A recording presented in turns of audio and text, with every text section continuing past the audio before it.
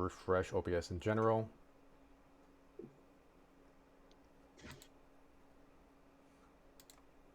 For me, it's just a gray screen. And now it's offline. Yeah. Let me see. Okay, my restream is saying everything's online. All right, I'm seeing the stream now. You guys see the stream? Give me a second. Yeah. Refreshing page. Wait, go Yes. back in. Okay. Sorry about that Well, hiccup, everyone. My internet had a hiccup and kind of kicked us all out. So, Can happen. okay. The last words Carmela says to you was like, "You're more than a tool. You need to realize that."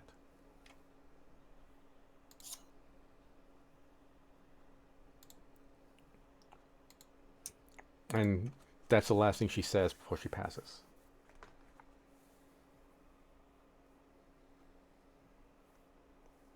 I charge at the other Warforged. Yeah. With intent to hurt him. Okay. When you charge at a Warforged, you're back on the battlefield. But it's a different battlefield.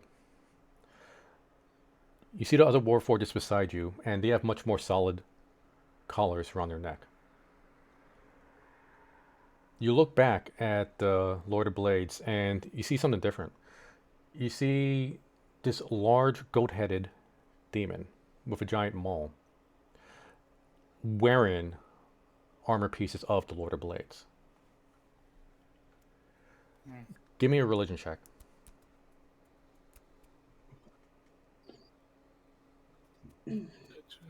Religion. Yeah, 15. You recognize this creature as Baphomet, the savage demon lord. When you look ahead of you, you are encroaching on a dwarven stronghold. Before the dwarven stronghold is an army of dwarves, and on the banner is the Rockdon clan banner.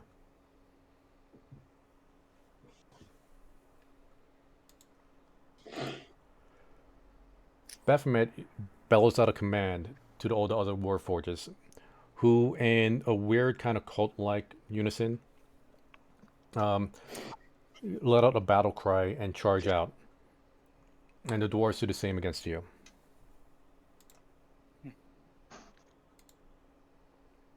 Is there anything you'd like to try? Am I still wearing a collar? Yes, there is a collar firmly fastened around your neck. I try to yank on it. Trying to break free. Okay. No matter how hard you try, like, it seems firmly snug. And all you hear in your head is, you know, fight, battle, kill, maim.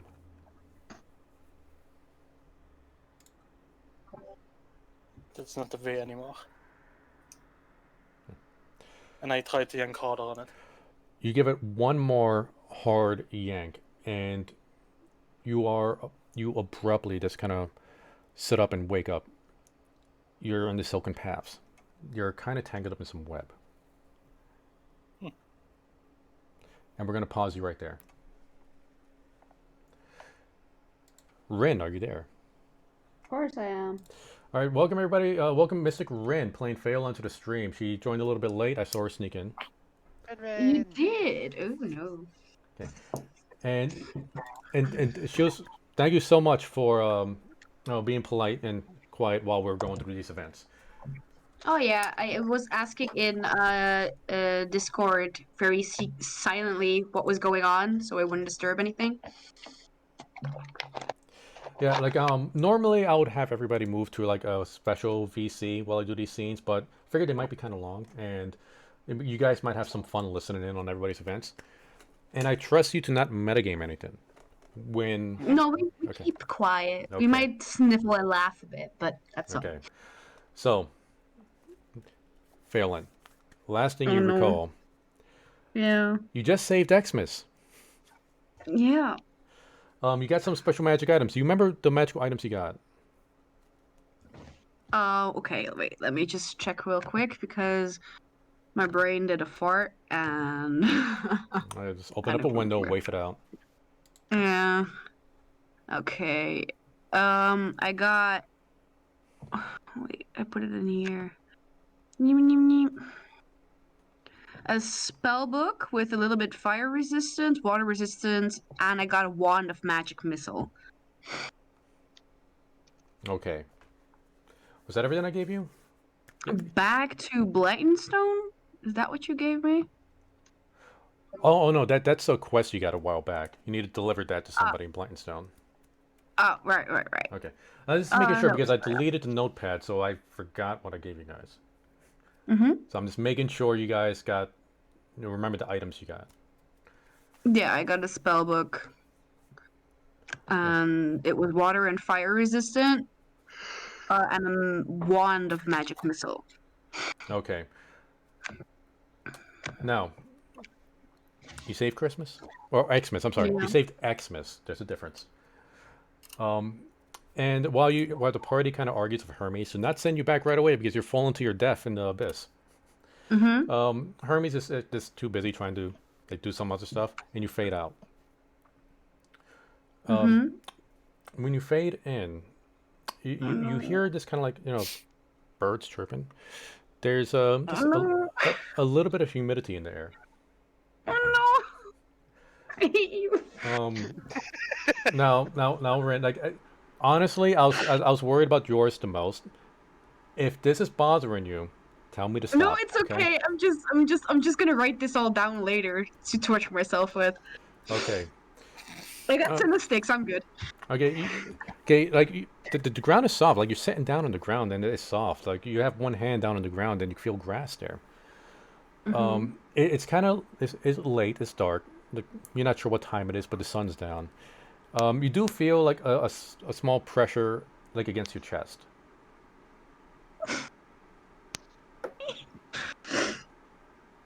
Okay. When you look down, there's somebody laying like against your chest. See this scuffed up like red hair. Like when you look down. Baby. Um, and if you want to do anything in these scenes, just like say you want to do something. Yeah, Otherwise, I'm just gonna keep going. Okay, yeah. Yeah. Like it seems like this person is sleeping against you, but it begins to like stir a little bit. Um, he groggily kind of like wakes up and looks up at you. You recognize this person who's a wood elf, pale for a wood elf, has some freckles. This is Eerie. Um, he kind of blinks a few times, sort of like letting his eyes adjust a bit. It's like, oh, sorry about that. I must have been sleepier than I thought. Oh my It- lord. uh, Um, well, I just grab his face and just kiss him out of fucking nowhere because I'm so relieved and I just start crying. Because I have this awful feeling that it was just a dream, but it doesn't feel like it was a dream. okay, he doesn't resist because he is caught off guard by it. So Yeah. he's slightly tensed up and then he quickly relaxes and he accepts the kiss. Um, Afterwards, like when he eventually pulls away, he's blushing a little bit. He's just like, Yeah. don't make this weird.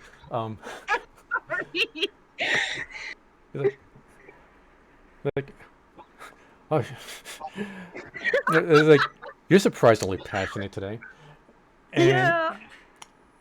a snake, like crawls up like along his shoulders. It's a pale snake with red streaks. You recognize this as his this kind of like his druid pet. Yeah. It's called man, I had the name here. Uh, okay, Singe. Singe. Yeah. Oh, that's so cute. Like, oh, sorry, my little snake is always so active when I wake up. I'm not gonna say anything to that. So I'm like, Fallon is just stuttering over his words. I'm like, yeah, I remember. where are we? And like Fallon is like really confused because he can't remember what they were doing before he woke up from his hashtag dream that he had about the Underdark and everything, with the quest and everything. So Yeah. he's just asking, like, where are we? What were we doing? I can't remember. He looks at you a little bit confused. It's like, you must have been having a weird dream. Come on, we should go. Like he gets up and he dusts himself off, and it's it's probably like in the middle of the night. And he says like, "Oh, we should probably get going before the sun rises. I know how groggy you get when the sun is up. I believe the next village isn't too far off." Yeah, we should. Yeah, we should go. He just keeps stumbling over his words and looking at him like he can't believe that he's seeing him, and he just follows behind Eri.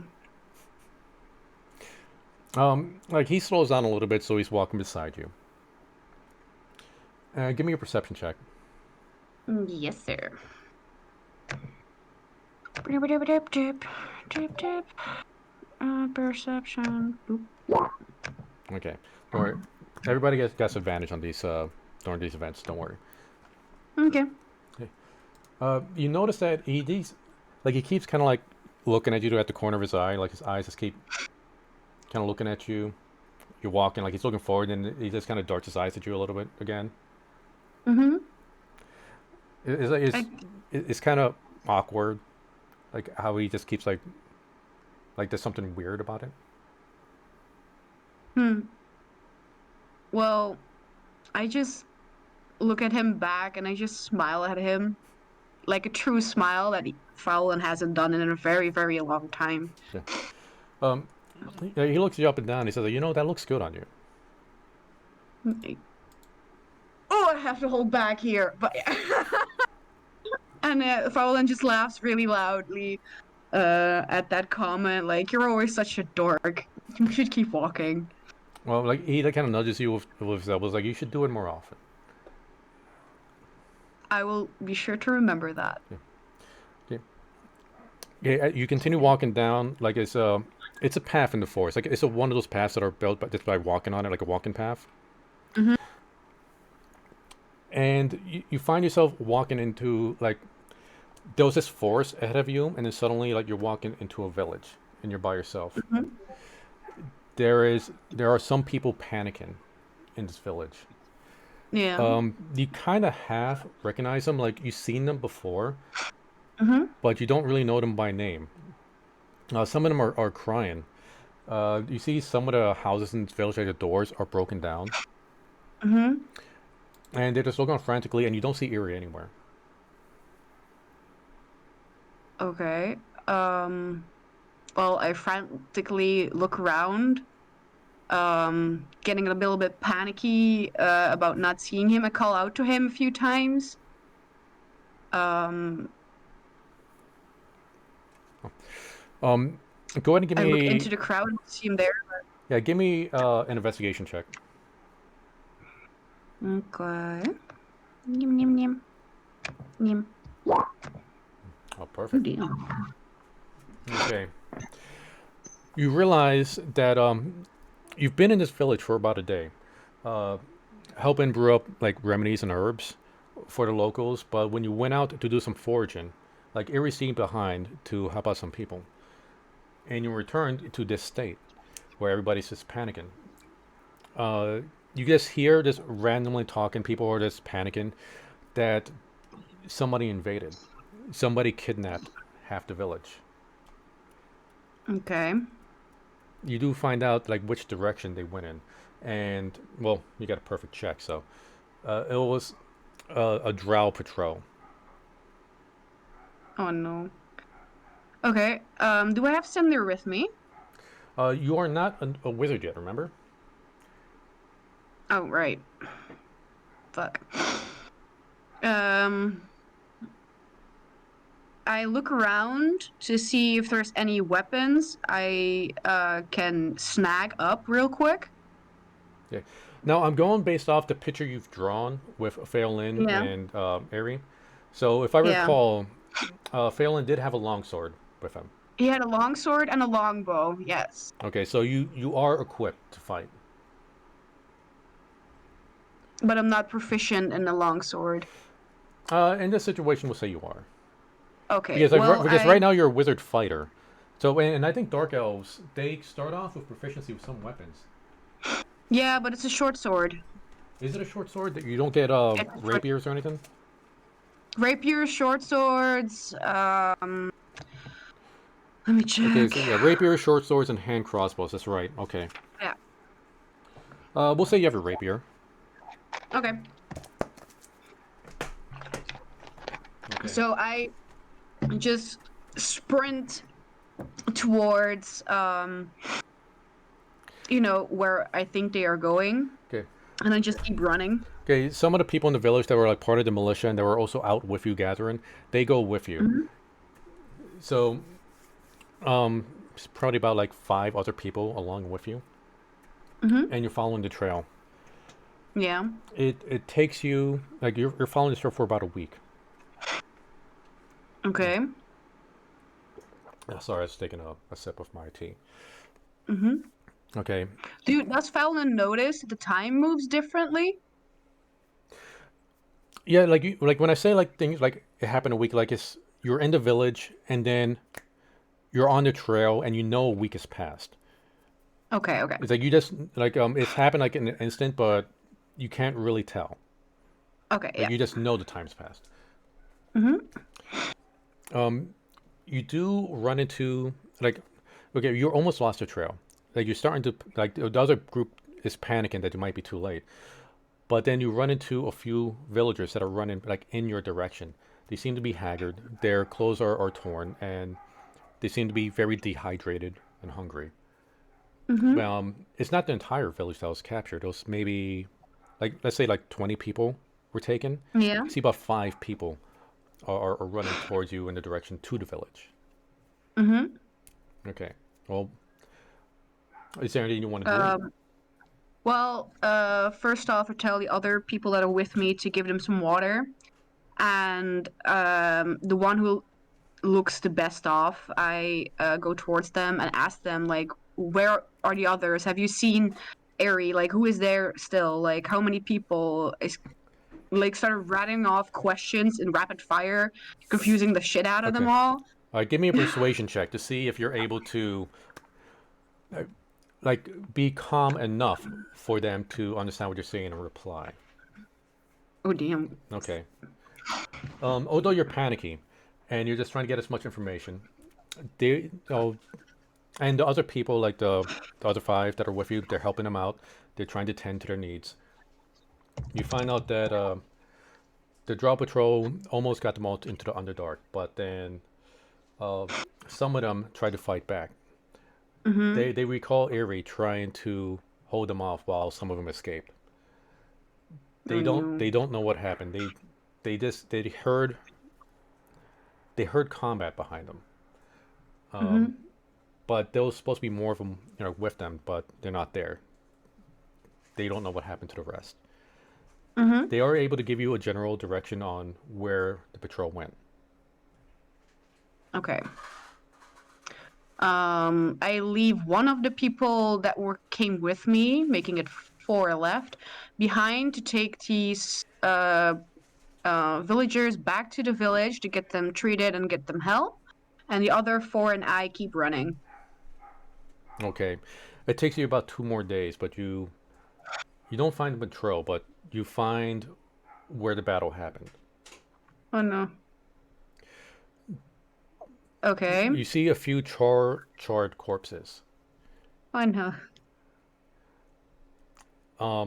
It's hard to identify them, but you do see one of them with a charred snake beside him. Oh no. I walk up to the charred corpse.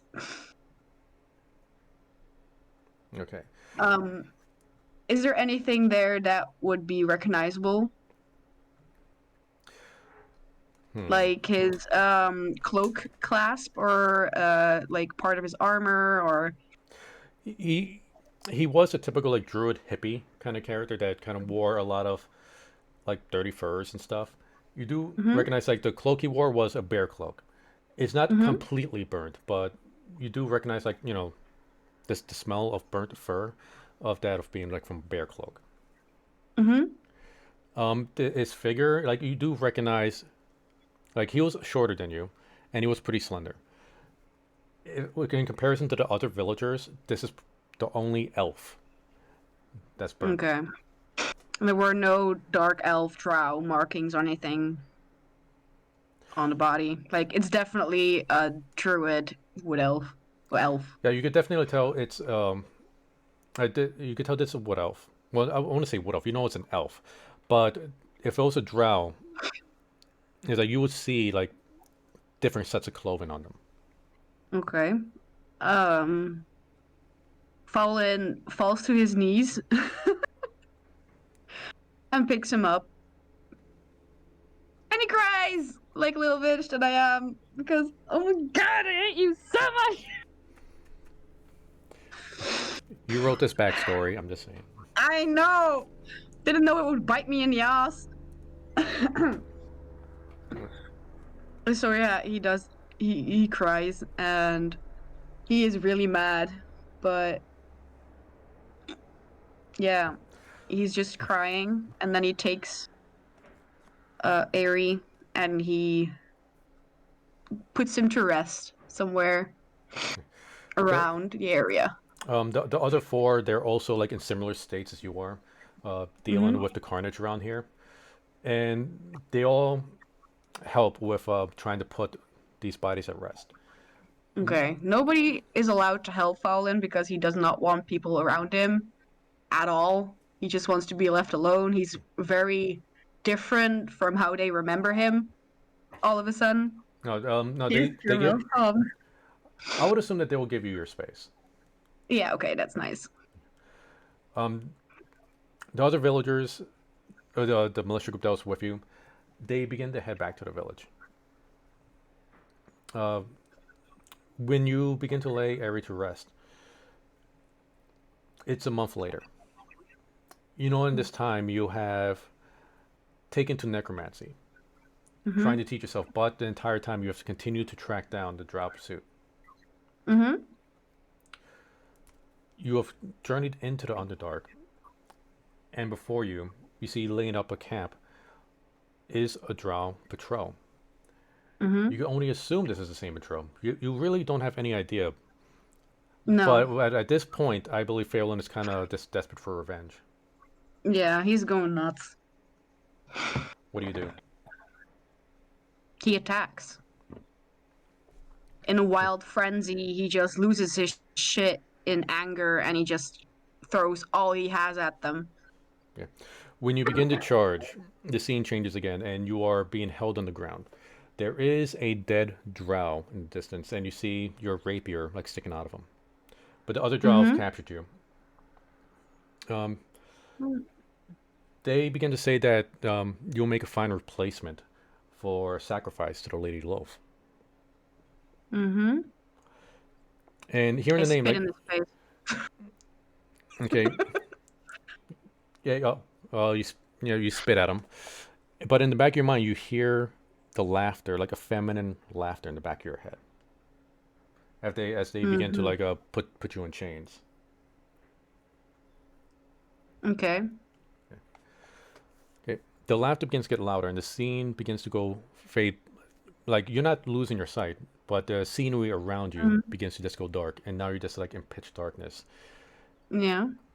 and you hear something clittering on the ground in front of you. Like, Clittering. Okay. kind of like spider legs. Oh no! Okay, yeah. Yeah. Coming into your vision is this incredibly like large spider, but sticking out of the front of it, like there's not a spider head. Instead, is a very tall female drow. Okay. Go ahead and give me a religion check. This will be fairly easy for you. Yeah, I think I already know who it is, but I failed it. You got an 11. Like Okay. the check was just a 10 because Okay. you really should know this since you're a drow. Well, you do recognize this as the Lady Loaf. Okay, yeah. You're not chained anymore, but you stand before the Lady Loaf, and she's just kind of chuckling to herself, and begins to ask like, "Hold up, let me bring up my notes here." Okay, it's like, so curious if one of my sheep has gone astray, and she just laughs. Mm-hmm. You can reply if you like, otherwise I'll just keep going. Not astray, but finally seeing the right path. She her laughter just like gets louder. It's like, you really think you could stray away from me? You're one of mine. I was never one of yours. She just kind of leans in, and she just kind of points fingers like, all of you belong to me. I've made you all. Can't you feel it inside of you? No, I belong to Airy and only Airy. You are nothing. Oh, the anger coming from you. That's what I need. That You won't anger is have it. that anger is my gift to you. Don't you see? It doesn't matter how much you rebel, this childlike anger you have, you will always return to me. In the end, you belong to me. I would rather die. Oh, that happens eventually. And when you do, you're mine. And then I remake you. And I just do it over and over again. No matter how far you run, you always belong to me. Nope. Never. Never going to happen. I know who you are and what you call yourself and who you're supposed to be, but you are not what I believe in anymore. You are nothing. Just a figment of imagination. Belief is irrelevant. Believe what you want. That anger you hold is my gift. When you perish, your soul is mine. And I remake you however I like. So go on, be angry. Kill all you like. I'm sure you have a tally. Oh, that's rude. All gifts from me to me. There is no escape. Then I will see you in hell. She begins to fade, and you feel this great amount of heat around you. Okay. Fire erupts, and you begin to slowly see buildings appear around you. You are in the middle of a city. The city feels familiar, although you've never really been here. Mm-hmm. But I'm waiting for the praise him sound effect to fade away here. Okay, thank you. Thank you, Cerelia. You've never been to the city, but you do feel connected to it somehow. Around you, you see dead drow laying all around the city. You see in the center of the city this large statue of Loaf, and the statue is a bit cracked. Mm-hmm. And surrounded the statue like are this more drow. You recognize this, I mean, and it just clicks in your head. And I'm totally gonna butcher this name. This is Menso Baranzan. Mm-hmm. It is the Dark Elf City in the Underdark. Okay. But I've never been there. Okay. Got it. You've never been there. Well, at least as far as I know in your backstory, you've never been there. Mm-hmm. But you do feel connected there. In fact, the Dark Elves you see laying around you, although you hold so much anger for them, you do feel a connection with them. Mm-hmm. Even when you look at the statue, they seem to have died like praying to the Lady Loaf. Can I blow up the statue? You could attempt to. Like, what are you going to try to Okay. use to blow it up? Well, he's pretty pissed still. So, goddamn stupid internet. Wait, not internet. One.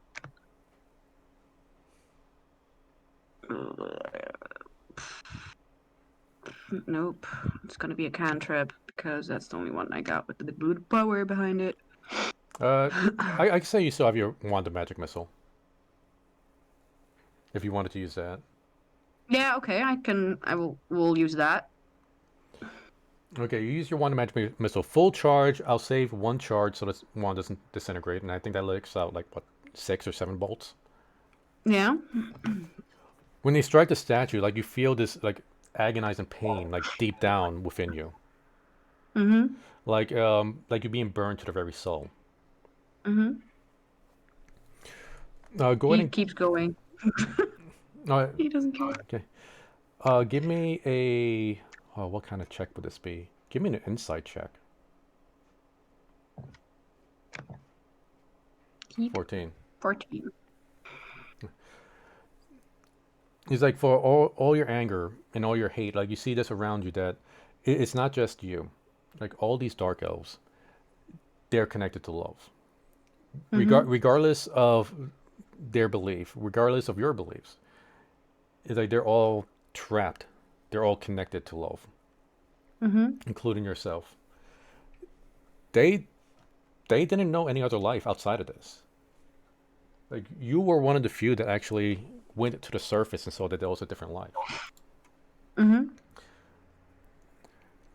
And before you could really like absorb all of this, in the distance, in the city, you see the Demigorgon wreaking havoc on the Dark Elf city. Mm-hmm. Is there Oh anything? shit. Is there anything you would like to try?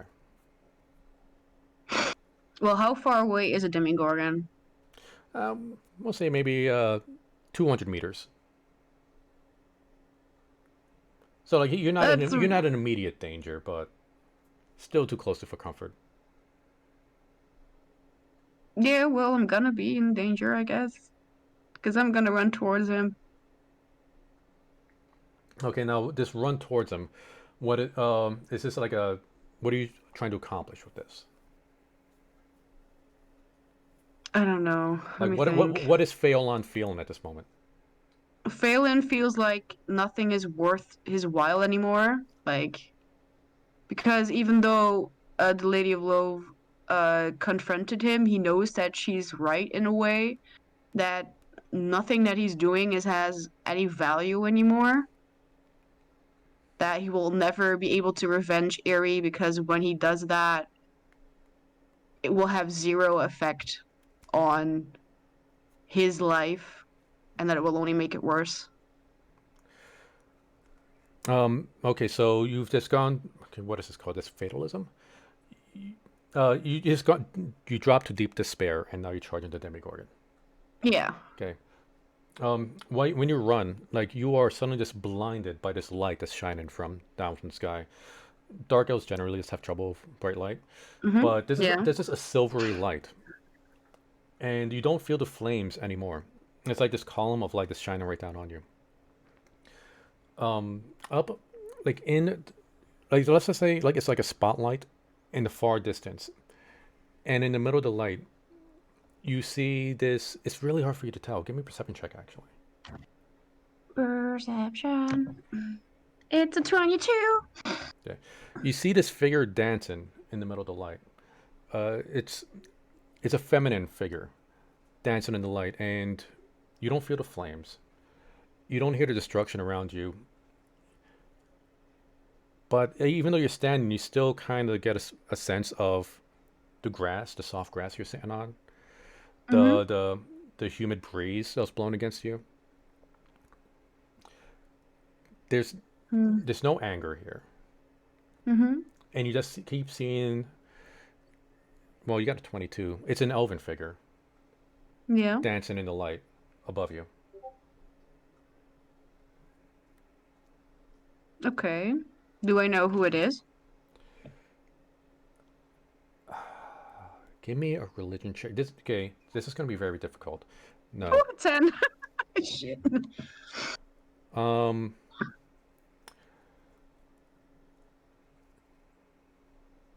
You don't know specifically who this is, Yeah. but you think you know somebody who does.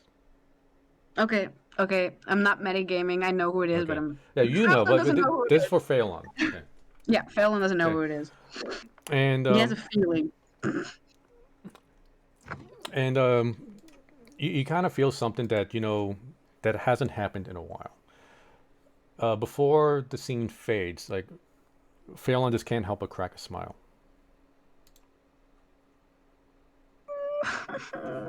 Okay. We're gonna pause it there. Okay, thank God I need to smoke. Jesus Christ! I hate you. Oh, that was fucking heavy, man. I had to like mute. Yeah, that is definitely a heavy one. Yeah, sorry guys for making my background all sad and shit. I'm like sitting here waiting. I'm like, for God's sake, somebody throw a pie.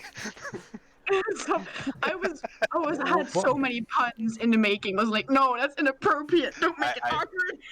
I just muted. I'm like, nope, nope, nope. Just don't say anything. Okay. I'm not crying. You are. Okay, well, Rosalind, now it's your turn. And Shit. I didn't really have much to work with for your background. I think you kind of made this character in haste, so you just kind of like did a whatever kind of thing. Yeah, pretty much. Yeah. I didn't think she'd live. Okay. Well, Rosalind, you just saved Xmas. You got a special loot. You got a billowing cloak.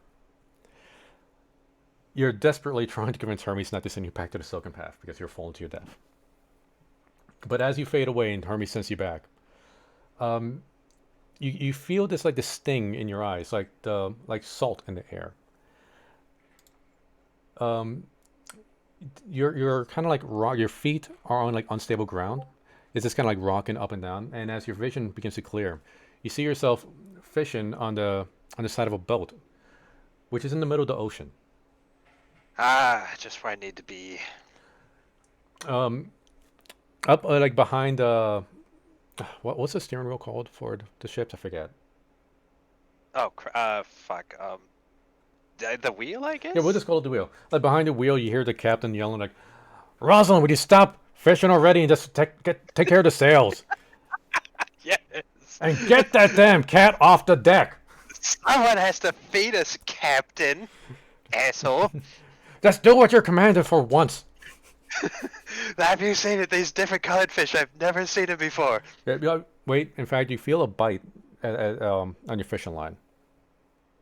Sorry, I got one.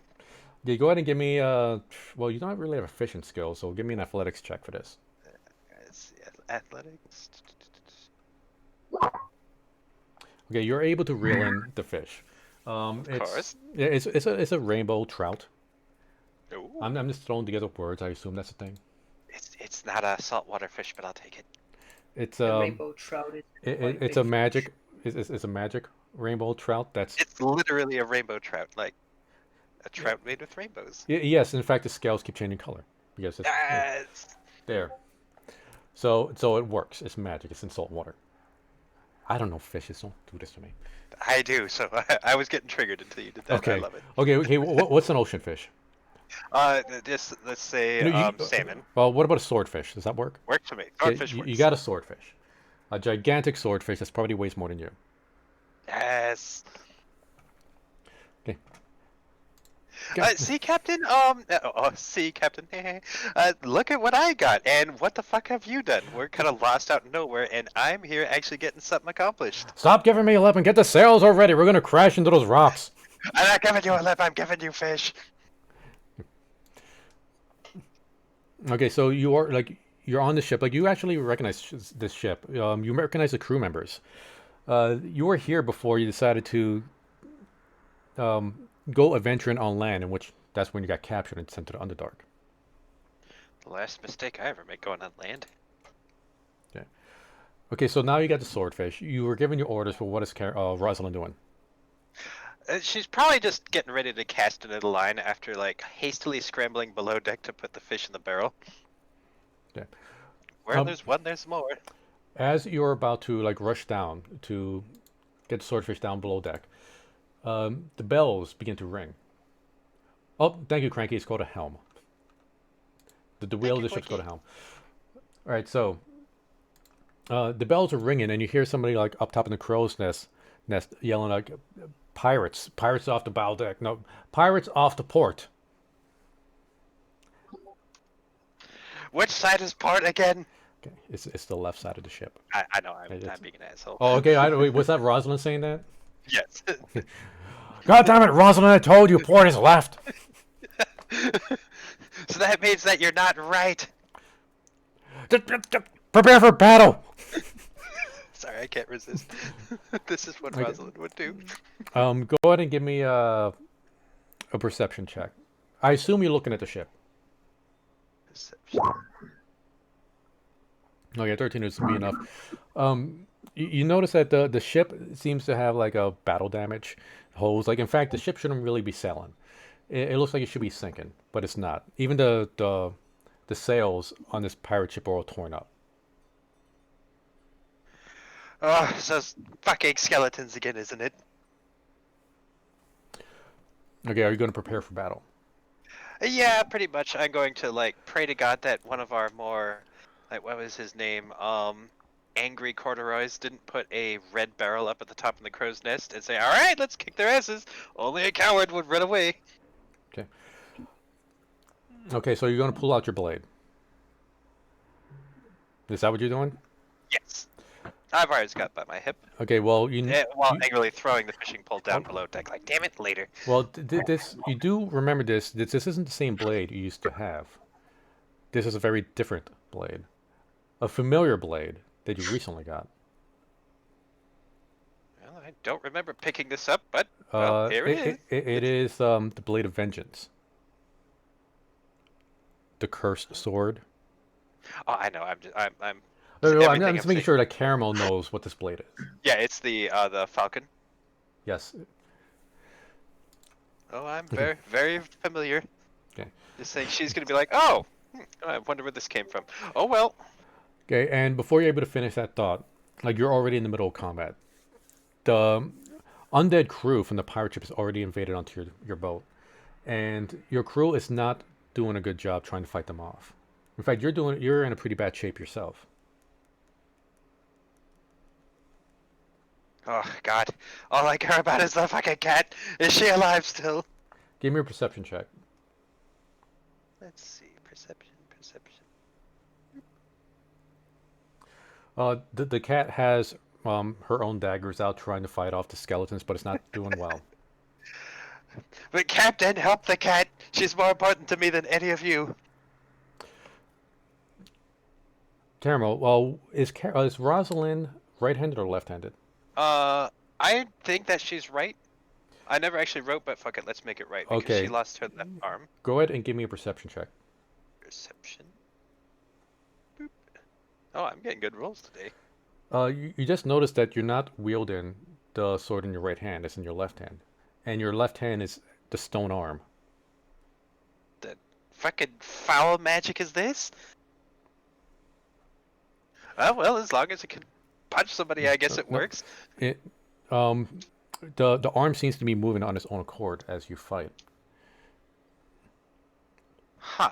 So Rosalind is pretty much just a go with the flow kind of lady. She's like, okay, whatever, as long as it's hurting somebody. In your mind, you keep hearing like, fight, I just kill, everything else needs to be fought. Feed me Everything else blood. needs to fucking die.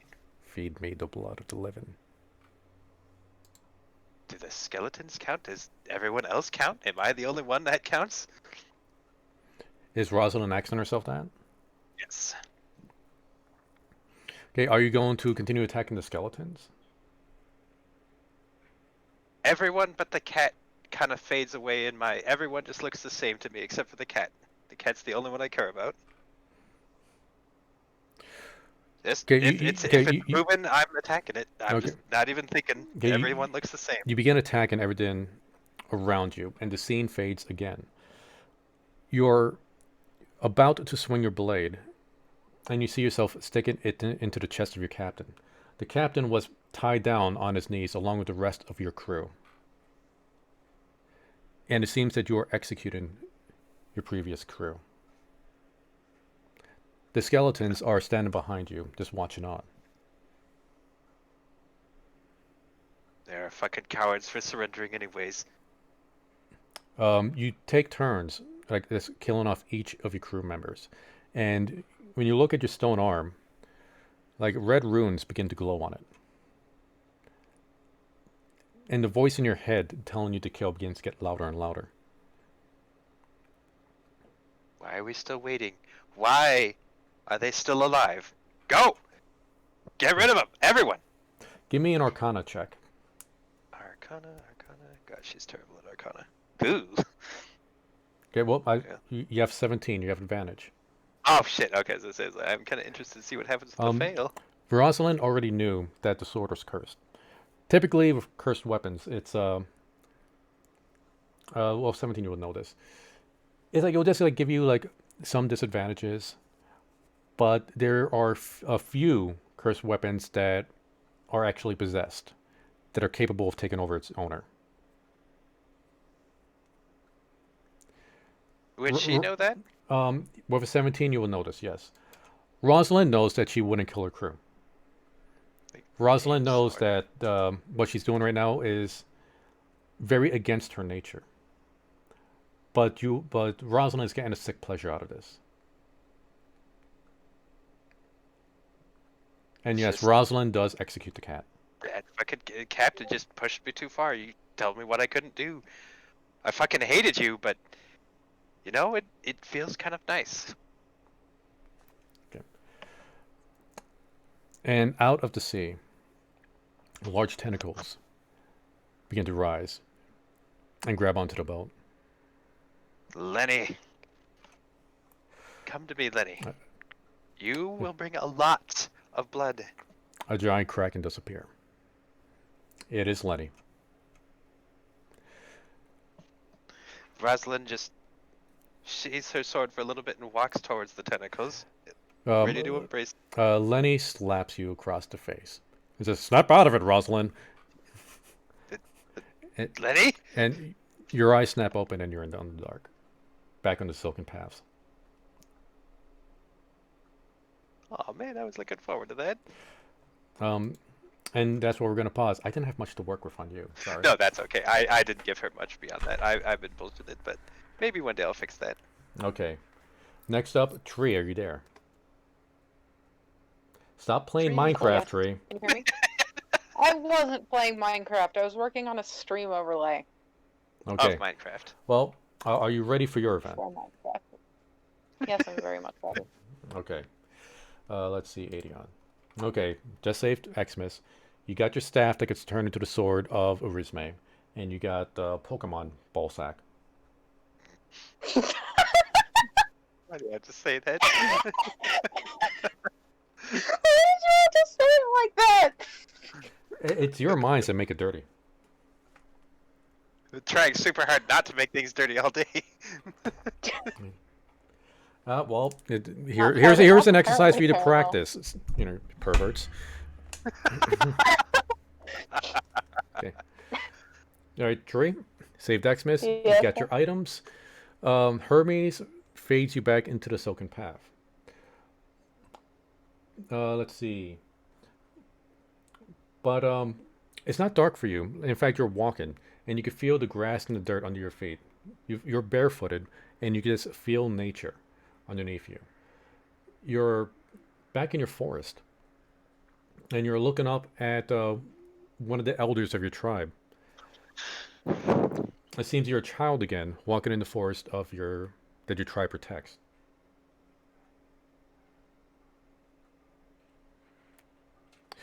Do I know why I'm looking up at the Elder? You're walking with the elder through the forest, and is this you asking, or is like Adion trying to figure this out? That's like me asking like if Adian would have known ahead of time. Okay. Adion is being taught a lesson. Like the elder is trying to lecture Adion. You could decide if Adion's even paying attention or not. As the elder is telling you, Adian's halfway paying attention. yes, the elder is trying to tell you about how it is the Furbolg's duty to protect the forest, and he seems to be pretty frustrated. It's as if he's talked to you about this multiple times, and he's just trying to get it to sink into your head.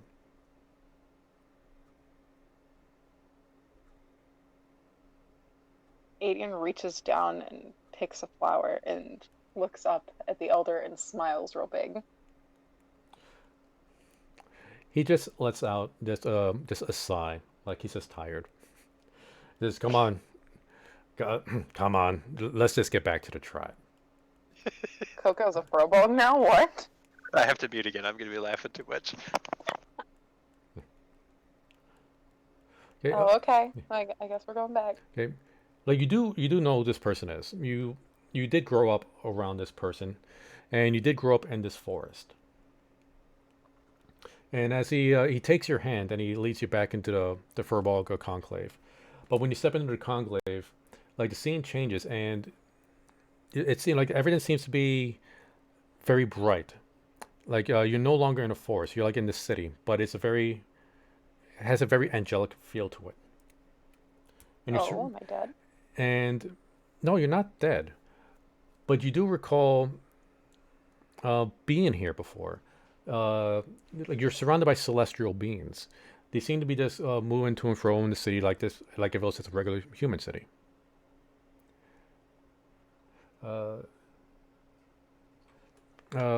Yes, you did. Like you spent some years here, actually. I forget what your background does connect you to being a celestial. Well, being with celestial beings. Yes, sir. Okay. Was there anything you wanted to do here?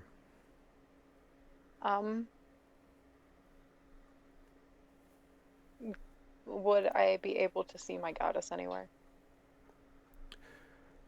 You want to look for your goddess now. At this point, you Yep. would remember you have not actually found, like, you haven't found who to worship yet. The Furbolg Elder has tried multiple times to get you to connect to nature, and try to worship nature in a way.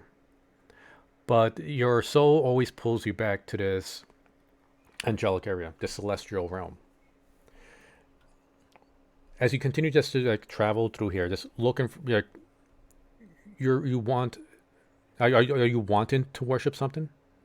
Is that the case? Yeah, like looking around, trying to figure out like what his place is here and why he feels drawn to it. Okay, so you're looking for more of a purpose, not so much like Yeah. what to worship, but a purpose for yourself. Mm-hmm. Okay. Okay, in the distance you could hear like music, much merriment going on.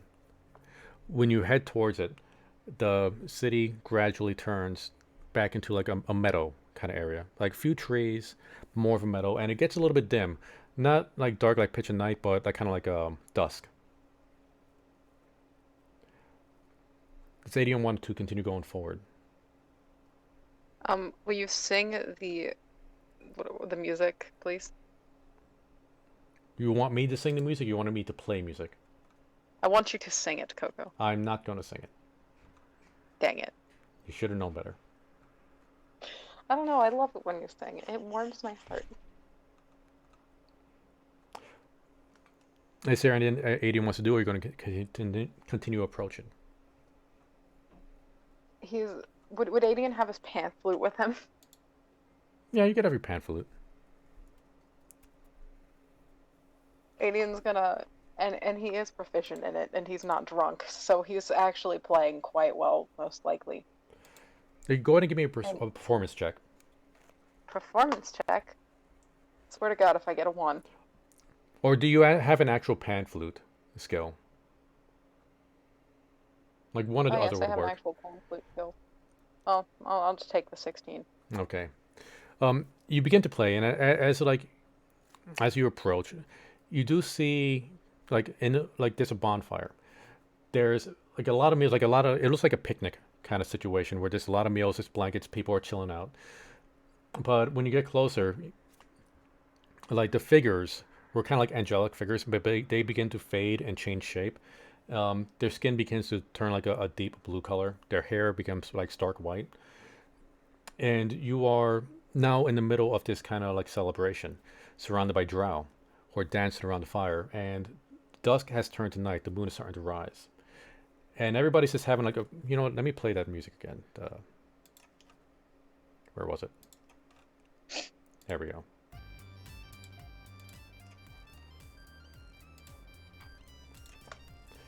So Yeah, like I really should have gotten a new one. That should change things up.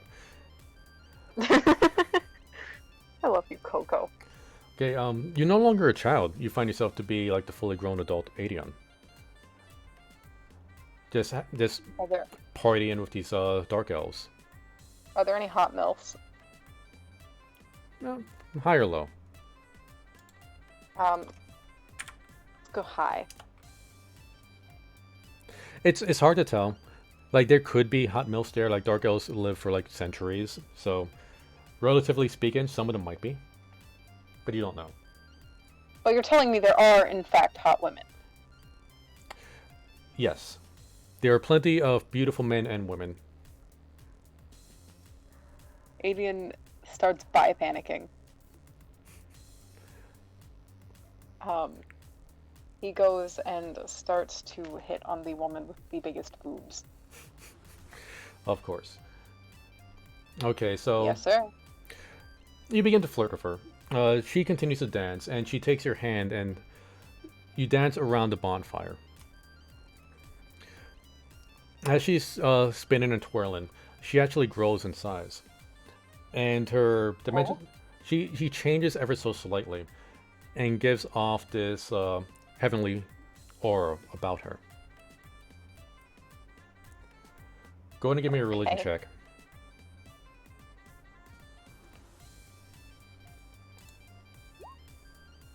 Okay. You will know that the shape that she's taken, you are currently dancing with Arisme. Please stray. At least Stray. I know, I keep saying the name wrong. Alien blushes and looks up at her and says, "My, you really are a goddess."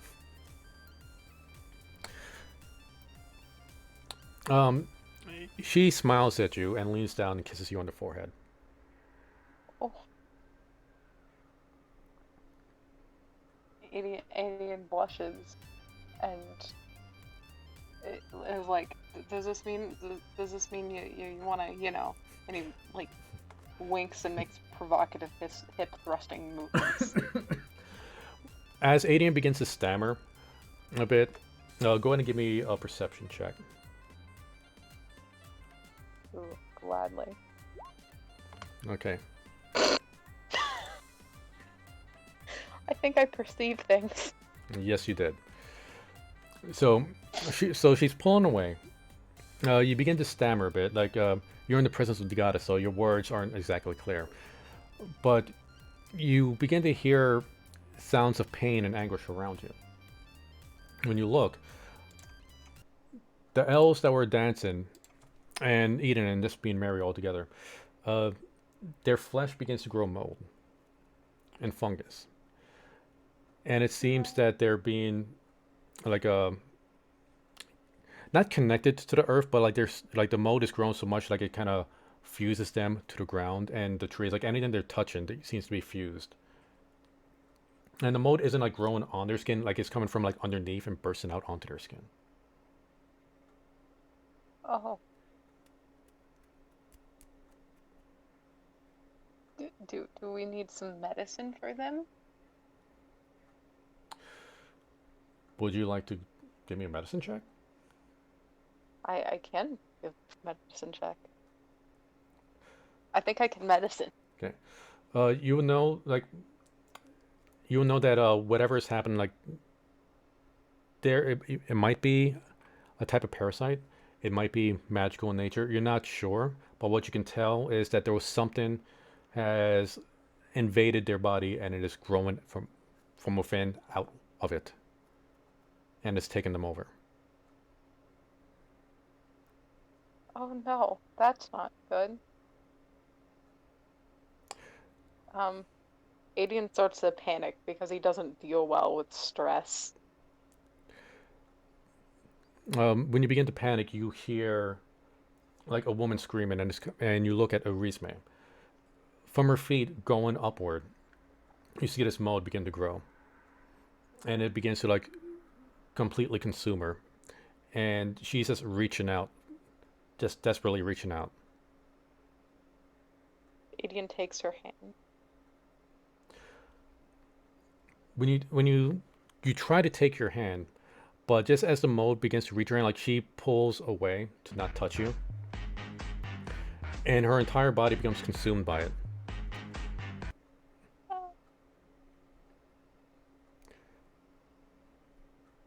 But she had a nice rap. What does Adian do? He stands there in complete and utter shock at what he has just seen. Would he know what would Adian know at this point? Specifically, that- what kind of information are you looking for? Like, is there anything that changed after she had kissed him? You didn't notice anything out of the ordinary. Well, you do know that for like the goddess to even appear, like Orisma to even appear during this kind of situation, is very, very rare for her to actually appear in person. So, Adian already knows that this can't be real. This might possibly be a warning. A warning. A warning for what? That's for you to try to figure out. Yeah, what do I roll? Okay, give me a religion check, and I'll tell you what continuing to happen. The mold that was this consuming Orisme begins to grow more. Begins to grow this reddish rust color. Oh no. Like, I wouldn't say, like, it's not really vines or tentacles, but these, like, we'll just say, like, these ropes of, like, of slimy goo just kind of, like, begins to erupt from her. Where her head was, it Not seems into to, this. from where her head was, it seems to, like, I want to say, like, I'm trying to see how to describe this. It's not a mushroom cap, but it's kind of like if you took a mushroom cap, squished it down, and put it vertical, like as if her head was crushed and spread out. Mm-hmm.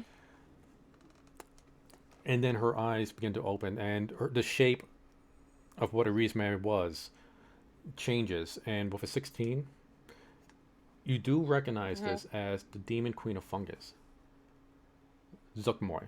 No. No.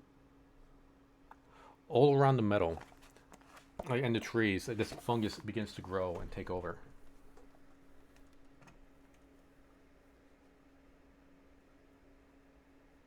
I never want to do mushrooms again.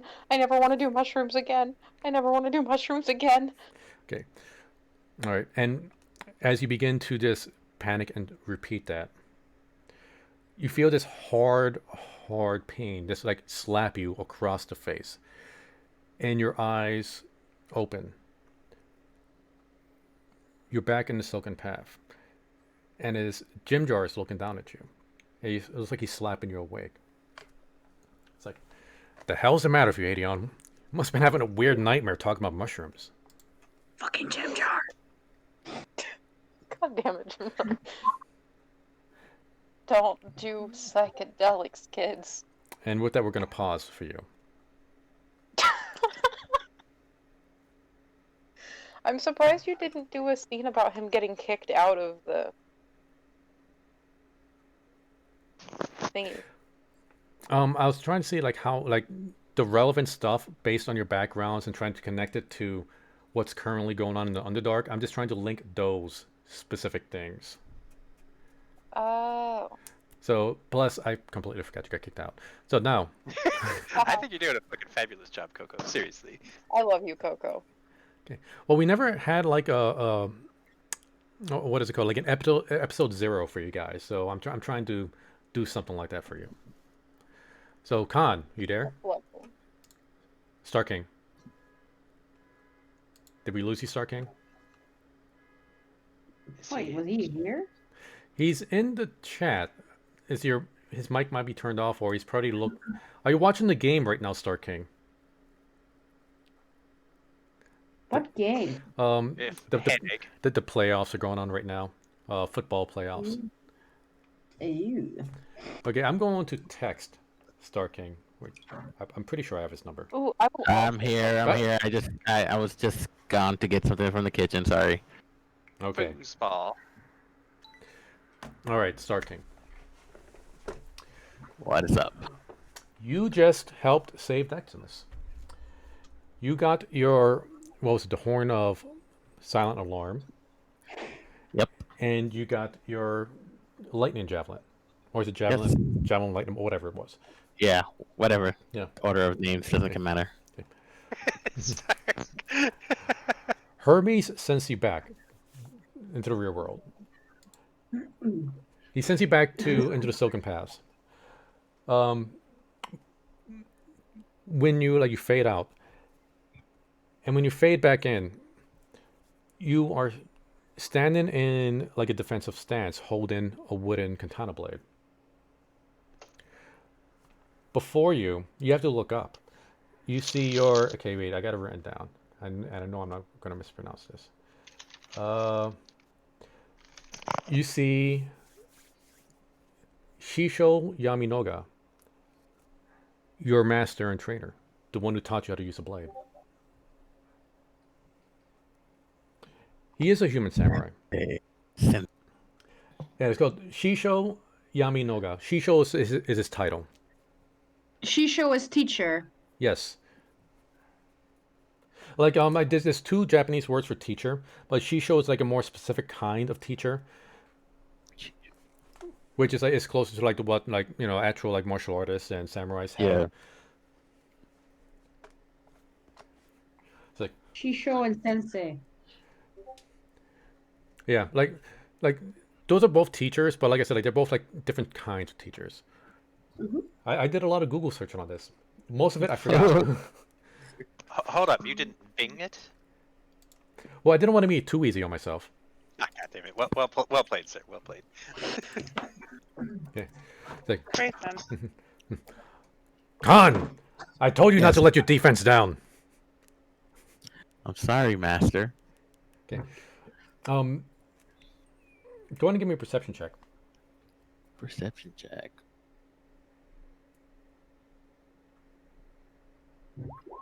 Yeah. You do realize that you're a young cub. You are a child at this point. Well, Yeah. yeah. I forget the age range of what adulthood is for Bearkin, but we'll say you're like young teen, you're preteens, like relative to a human preteens. Mm-hmm.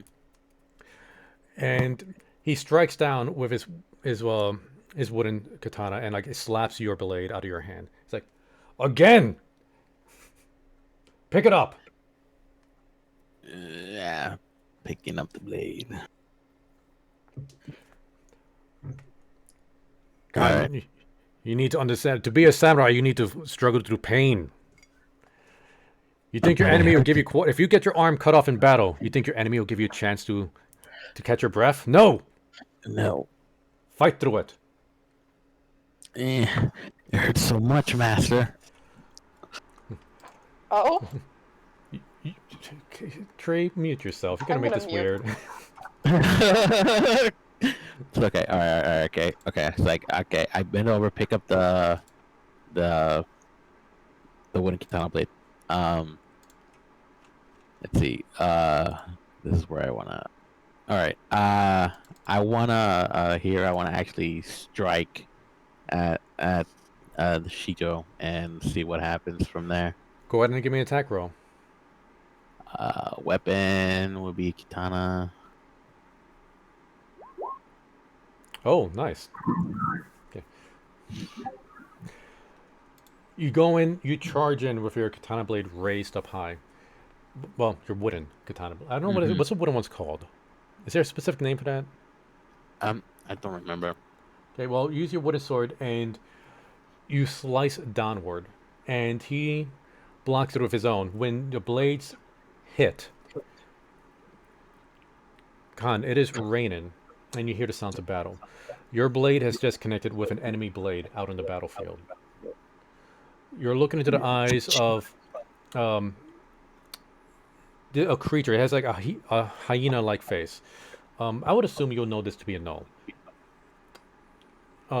That's wearing like discarded, like broken samurai armor. You could assume that he scavenged this off of your allies. All around you, you see your brethren fighting like an army of gnolls. Okay. Okay. Since I'm clashing right now with a null, I'm gonna continue. I guess the attack with the another swing at the null. See what happens there. Okay, go on and give me an attack roll.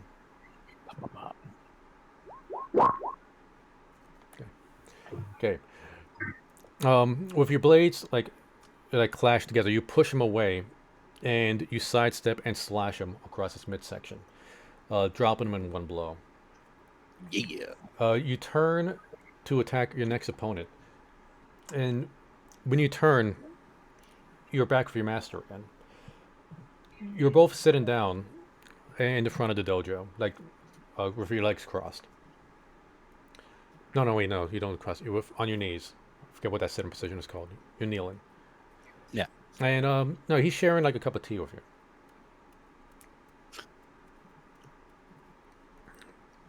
All right. I guess here. Okay. So they're just drinking tea, and I want to ask them like, oh, wow, this is kind of hard. Get a go multiple ways here. Sorry. I ask them like, what I guess what's my purpose, because I'm just just a kid and don't know what to do. Yeah. Okay. Because he's still trying to find himself, I guess, because he's he was abandoned or anything like that. Oh shit, sorry. I guess the master is like talking about how life works there. I guess being a the way of it. Okay.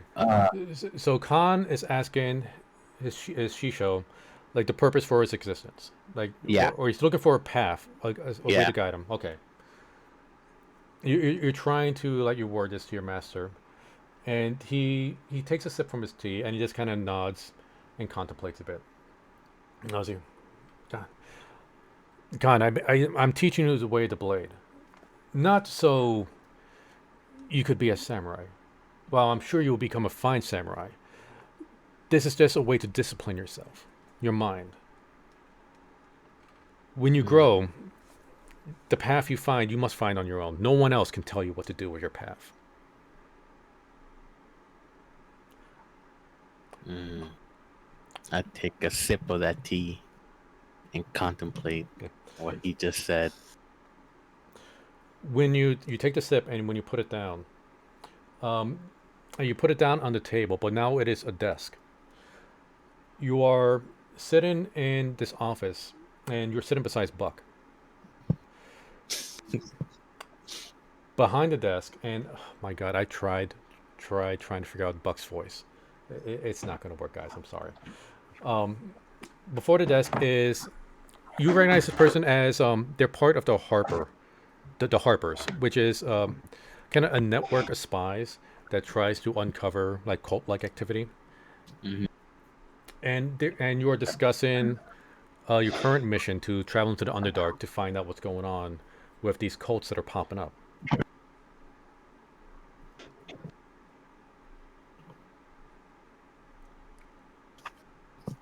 Okay. Okay. Go ahead. Go ahead. Okay. What were you saying? Okay. Well, I want to see like if you want to do anything, but I'll move on if you got nothing. No. It's like I want to I guess here, because we were trying to get the information about the cults. Like I kind of asked, why is it so important to stop the I guess the summoning of the I guess the demon, and what would happen if we do fail in I guess stopping it, and what's going to be the consequence of it. Okay. Buck, he just kind of like he just kind of dabs his hat, kind of looks at you, gives you like just a half grin. It's like, yeah, it's like, yeah. What I guess what my partner's trying to say is, I can't do a Southern accent. You tried it. That's what that is. Oh, okay. Where was I? What my new partner here is trying to say is what happens if we fail. When you look at Buck, you notice that there's a little bit like a trickle of blood coming out from his head, like just down his right temple. In the back of your mind, you hear the echo of a crack, like something hitting a hard surface and cracking. When you turn back to the oh, wait, did I have a name for this Harper? Like, I don't know if you guys have actually heard of the Harpers. They're an actual thing in D&D. No, no one, not me. Okay. Elsa Green. Okay. Elsa Green tells you, like, we don't know the extent of what they're doing. This could be minor. It could be major. The best case scenario is it's just a small group that's trying to find out lore on the demons, and if that's the case, we could easily put it down.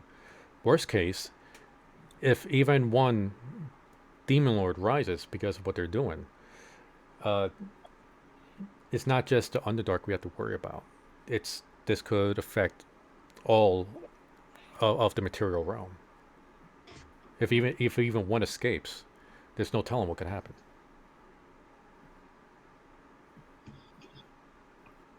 All right, that's actually good information to know. But that's what we need you to. So, Khan, we heard that you're a very adept fighter. You come with a great recommendation from what was it, Yami Noga, and Buck here is one of the best trackers we've have. It's like,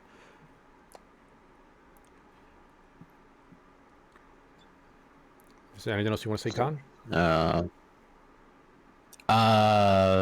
that's it. Okay.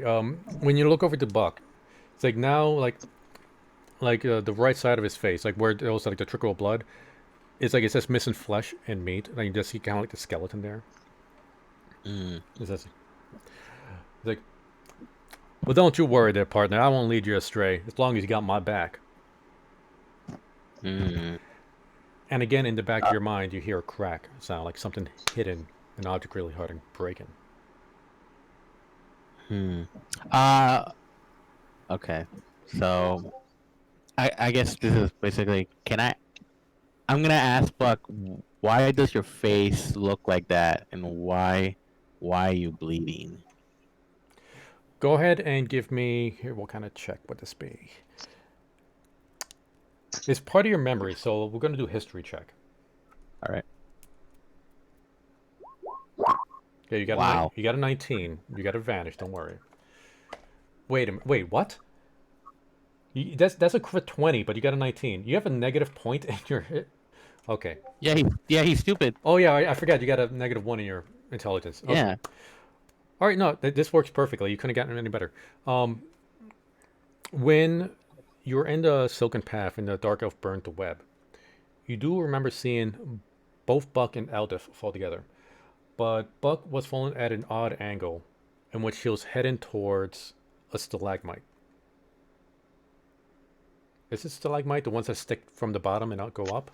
Stalactite is stealing. Stalagmite, yes. Okay, so he's heading towards a stalagmite, and just before he is out of your dark vision range, like you see his head collide against it. Oh. And Aldith is right behind them when they fell. And that's what you remember as Buck's just looking at you with, well, now it has to be a half grin because the other side of his face is gone.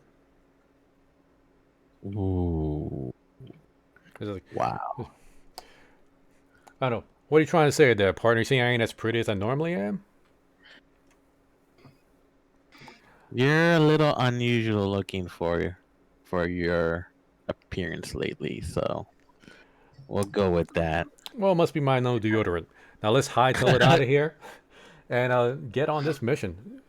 So Yes. sooner we take care of this, sooner we get back to my ranch and hog tie something and barbecue America. Not even fair. We're going back to Texas, and we're gonna eat some barbecue. Okay. Let's move on from this. Okay. This. Okay. Con, when you get up from your chair, you just kind of like stumble a bit and you trip, and you Mhm. fall face first. But you put out your hands, and just as you land, you're back on the battlefield. It is raining. You hear everybody fighting around you. Below you is a puddle below you, and you see your reflection. It kind of looks like you, but really, like you have a feng shui beard going. You are much older than what you remember you were. You see this battle scars all over your face. You look at your armor, and it is your regular armor, but it's worn and dented. I'm hearing an echo. Somebody have their speakers on? Not me. It could be my mic. Hold on. Okay. Sorry. Okay. Give me a second. Fix that real quick. All right. I have no clue. So Thanks. when you get up, you see your battle. Like you are leading this group of samurai, but you are being pushed back against this gigantic, unending wave of gnolls that are charging at you, and you're falling back to what you would know as the final bastion, the final safe place, the final fortress. Okay. Is there anything in particular you would like to do? I wanna. Is there? Okay, just a question. I guess this would be a perception check. Is there anyone else around me, like any allies around me that are next to me? Uh, Like directly next to you? Because there's like a whole bunch of samurai around. Okay, go ahead and give me a higher low. low. Yeah, there's a, Yeah. a couple of samurais like within arm's reach of you. Okay. I guess I'm gonna be okay. I want to like we're gonna coordinate our attacks, and we're gonna push all of them back, and until until there's nothing left, and stand our ground. So I guess we're all gonna attack together. Okay, you're standing in front of the gates of the stronghold. You go Yep. shoulder to shoulder with samurai, trying to keep the gnolls away. There's arrows flying over the walls, a few catapult boulders going, but there just seems to be there's like drops in a bucket of water every time a catapult boulder falls onto the wave of gnolls. Then you hear this horrific roar, and you look to the side, and on the west side of the fortress, the wall erupts as a 14-foot demonic-looking gnome smashes through the wall. Go ahead and give me a religion check. A religion check. Okay. Normally you wouldn't know this, but since you have been studying with Buck on this entire investigation you were doing, you would recognize this to be Yinugao, the Savage Lord of the Gnolls. Savage Lord of the Knoll. I'm sorry, the Savage Demon Lord of the Gnolls. And Knolls is a Knoll. No, it's Gnoll. Oh, okay.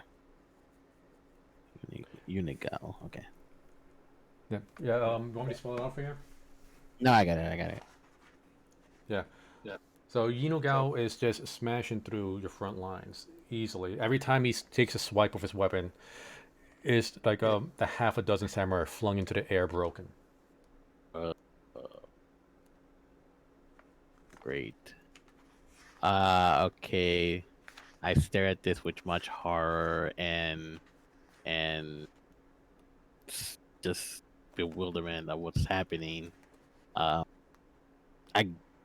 basically gather my senses and basically shout, "Attack that son bitch!" Basically, yeah, just shout and say, "Attack it."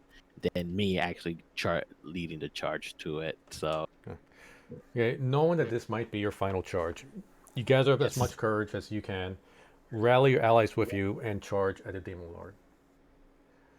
He is wielding like it's a flail, but it's like a 3-chain flail, so 3 ball and chains. And just as he begins to like swing at it at you, you wake up in the silken paths. Okay. Now we're gonna pause there, and we're gonna go all the way back to Aurelia. Yeah. Okay. So, okay, let me look at my notes here. So, Aurelia, it's actually pitch black for you. Is there any way for you to shine a light? The closest I have of anything possible to light with is the fire beetle carapace. The carapace. Is I actually can't remember if it was light. it's If it the was light. fire beetle glands glow. Do you have any of the glands? Only one carapace. Okay.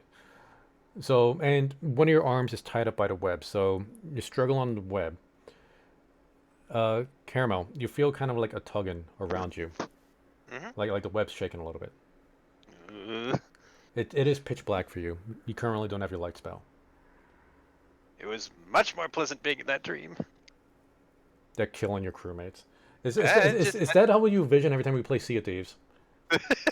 Maybe. Quick question. She doesn't remember that part. She remembers the fishing. Okay, Sorella, your question? Yeah. Or rather, not a question, more of an action investigation thing. My character will try to see. She will try to feel if she still have the ring from whatever happened. You do not have the ring. So, like, just in case, like, anybody else wants to, like, ask a similar thing, anything that you may have obtained from, like, physical items from the events, you don't have. So, no, that ring you picked up, that detect magic, you don't have it. All right then. Caramel? Mhm. Pitch black, you feel just kind of like something shaking around. Like, you can feel that you're on the webs. You know you're in the silken path, and the webs are kind of shaking a little bit. Does she remember that she? Well, I assume she remembered she was in the dream, and she's just now sort of snapping too. Yes. Okay, so she's gonna like try and like tap her left arm and see what the fuck is that? Is that still stone? Do I control it? Like just basically trying to like come to and figure out what's going on. Your left arm still feels like stone. You don't see it because it's pitch black, but Exactly. That's why she's tapping it. yeah, you tap it, you still feel like stone. You move it, it feels like you're under control. All right. Well, thank God. There's one problem solved. So she's just gonna shout out, "It's like, all right, everyone else here? Ar- Did, Ar- did you live?" Aurelia, you do hear this. You do hear Rosalind yelling out. I'm here somewhere, stuck in the web. Oh, somewhere. Oh, okay, that's helpful. At least you're alive. Well, it's pitch black. What can I do? Use your imaginations. Are you going to Well, cast a light spell, Rosalind? Eventually, yeah, she probably would figure that out eventually. So she'll put light on herself, and then try and look around and start yelling louder to see if everyone else can be found. Okay, you cast light on yourself. Aurelia, you see Rosalind. She's glowing. You don't see anybody else. Currently, Aurelia is kind of like this half tangled up in some web. Like she got tangled up while she was falling. So she's not lying down, just kind of hanging from the web. Is Rosalind stuck in the web, or can she walk around? No, Rosalind can walk around. She's not stuck. So she's gonna grumble and go cut down Aurelia. Like, God damn it, I was had to fucking do this. all right then. I guess not. I was going to ask if she could still, if she still felt those transformation, those fearful feelings. Well, she would be fearful still, but does she still have those visions of her body? You just kind of you think back to your event. You kind of reflexively like this. Put your hands on your forehead, feeling for horns. You look at your fingertips. You seem normal, but you do feel uneased. Okay then.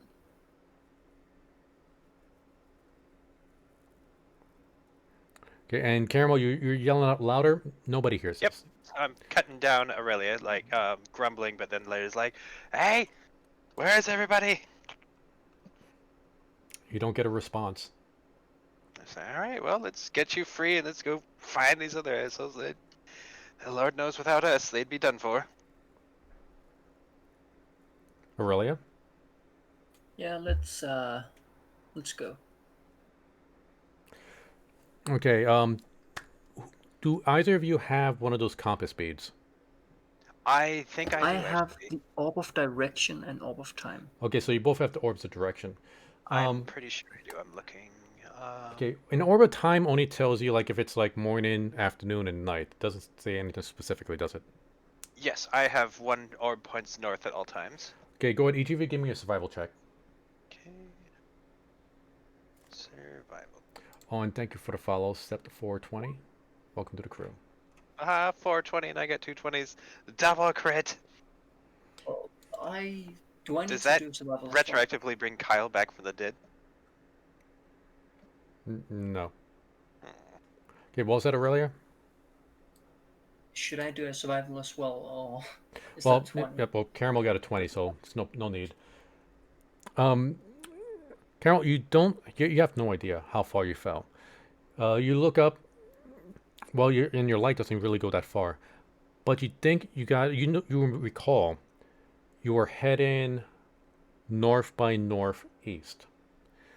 Okay. So you begin to you look for a weapon path that leads you there. Just hoping you can find. I'm assuming you're hoping you can find everybody else. Yes, because I don't want to bitch about him, but I don't want to leave him behind. Okay. So, Sorelli, you're gonna follow Caramel's character? I'm gonna follow her. It's the only light we have, and I'd rather be helpful than just stay in the dark, especially now due to her unease and fear still kicking in. Okay. Next up, Phelan. Ren, are you there? Mystic Ren. Ren. Wait! Sorry, I was kidding.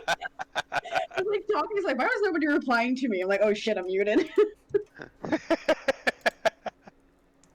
Okay. Anyway. Ren, you wake up. You're back in the Silken Paths, and you feel something kind of like wet lapping at your nose. This is my baby. When you look down, it's Cinder trying to wake you up.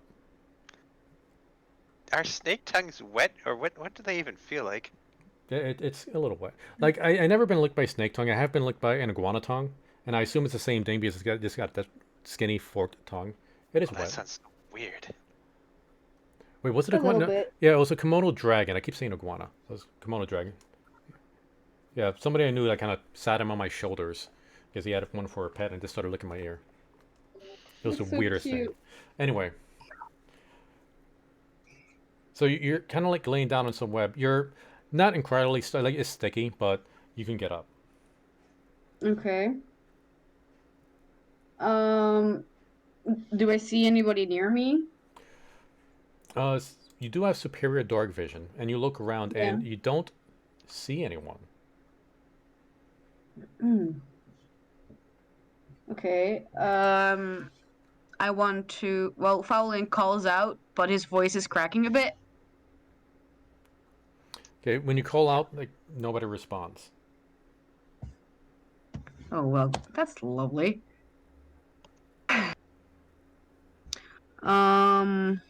Wait, let me think for a minute. Do I have like a spell that I could use as a flare? That could be useful. Chill touch, friends, shocking grasp, acid splash, firebolt. Wait, firebolt is that?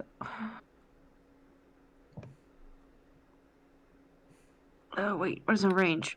Can I? Wait, no, fire would probably not be a good idea when we're surrounded by webs. Never mind.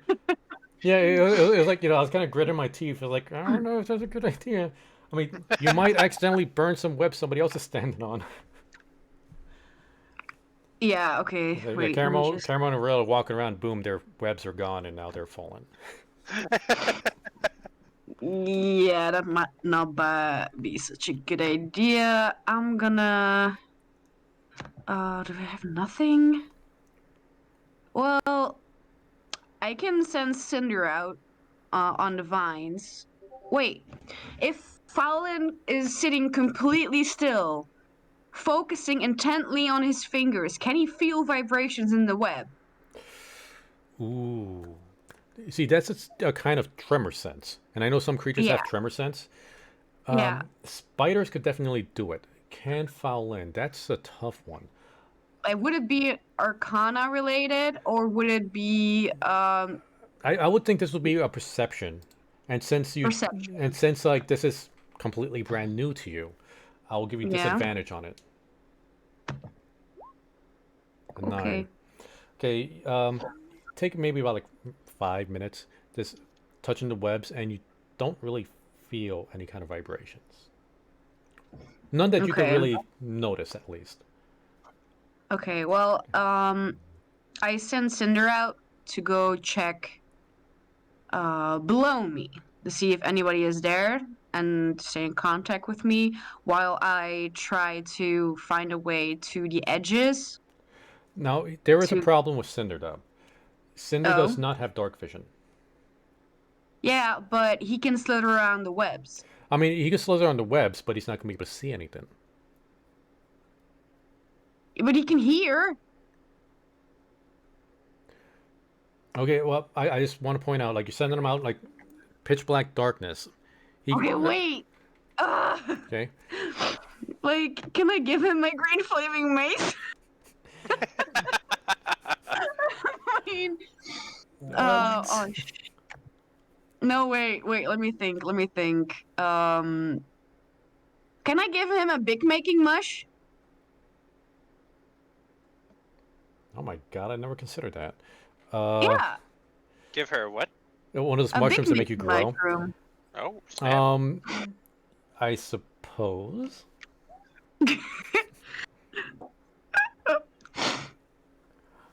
Like, would that enhance its vision a little bit? Oh no, it wouldn't do anything for his vision. But it would be easier to spot, right? For Cinder, it is considered tiny. If you give it to him, he'll grow to small, which I think will be kind of like the size of like a dog, or Yeah. an Aurelia. Yeah. So, yeah, I guess other creatures will be able to see him more easily, but he will still be blind. Damn it. Okay. Give me another perception check. Okay. Let me just, because I don't have anything useful. Okay, 15. Now, you do have like 120 feet for your dark vision, so you're looking around, trying to figure out like what to do.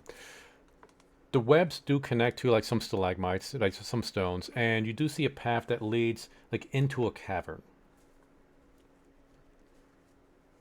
Yeah. You don't see any other path like where you are. Like where you fell Okay. is either that way or you figure out a way to fly somehow. Or fall. You might fall into something more convenient. But Or to my death. So. Well, caves with spider webs around. I've seen Lord of the Rings. I know where this is going. Well, I take out my green flaming mace and I light it. Just because is it hot to the touch? My yes, the green flaming mace does it does heat up and it does set things on fire. Okay. Are there so many webs around me it's dangerous, or can I safely If you use it? if you hold it up above your head, you don't have to worry about burning the webs below you. Okay, well, I do that while I make my path down to the cave, very carefully keeping an eye out, using stealth. Roll me a stealth check. I'm gonna be fucking in battle in a minute. Stealth, where art thou? I have advantage on this. Okay, 17. You enter the cave, and you're being as slow and as quiet as possible. But then, every once in a while, you hear this clicking sound. Oh no. You don't recognize it as spider clittering. It's more like two pieces of bone are clacking against each other. I don't have anything that could really. Do I? Here, Well, fangs clicking together also sounds like bones clicking together, so yeah. Kind of like that. Like that's what you hear. Okay. And it's kind of like you feel like a heavy step, like boom, boom, like getting closer to you. Well, that could be Kronk, but it could also be Khan. And the cave is not a straight cave. Like you gotta like go around some corners and stuff, and around one of the turns. Let's see. This creature walked in front of you. Wait, it's a hook horror! Isn't No, it? It appears to be a hook horror. Now, Is it Fluffy? his name is Whiskers. Whiskers. Now, Whiskers. this is much larger than Whiskers. Oh shit. Like Whiskers was probably about the size, like what, less than a meter. He was like about a meter tall, a little more than a meter. That you remember. Yeah. But you do recall hook horrors, like fully grown hook horrors, being close to what was it, 3 meters? A little more. Yeah.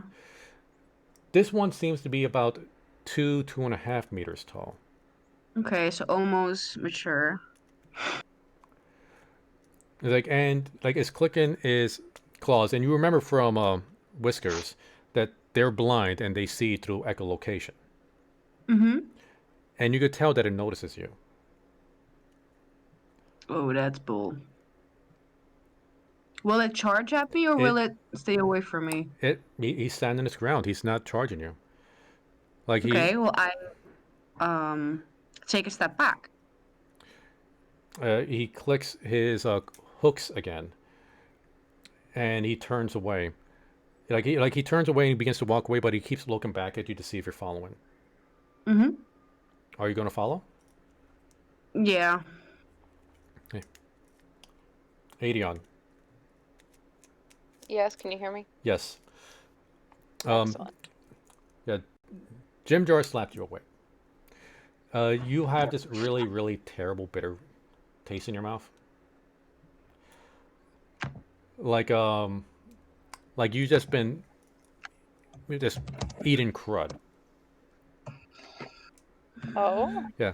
And Jim Jar is like, God, finally you're awake. You know, I bet the kid that'll take you longer, but hell, he doesn't have anything to bet, so I guess I don't lose anything anyway, right? Huh? the kid? Well, you know, Whiskers. He was here with us. He's probably out. He's been trying to keep us fed. What a good boy.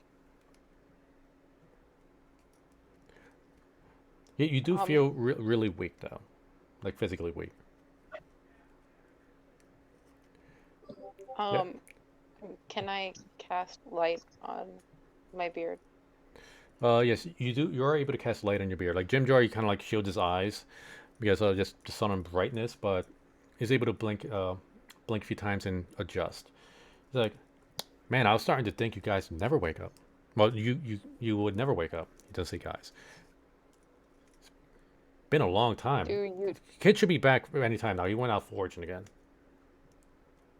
Do you know where everyone else is? No clue. It's like when we fell like I saw everybody else just kind of scatter. Like we fell nearby, and I was able to drag you in here along with the kid.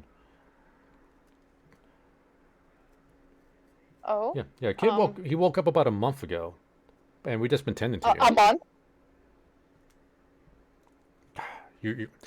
Yeah. I guess I should have expected this. You really don't know. It's been a month. You hear heavy footsteps and clicking sounds coming towards you. Is my beard very long and majestic now? Yeah, I guess it would be. Is it comparable to yours, Coco? I don't think any beard is comparable to mine, but it's close. Oh. Okay. I'll say you got a tier 2 choppy beard. Aiden strokes his beard and is like, Whiskers? Was that you? Okay, the same image that I showed Rin, this whole cover appears. You don't remember Whiskers being this big. Whiskers? He's like, Jim Jar just kind of looks back. Oh yeah, I guess Yeah, you guys wouldn't know. Like he apparently this kid grows way faster than I would have expected. You've been out for a long time. Oh, okay. Hi, Whiskers. You're a big boy now. He leans down and like he nuzzles his beak against your forehead. Oh, what a good boy. I love him. I love him so much, even though he looks terrifying now.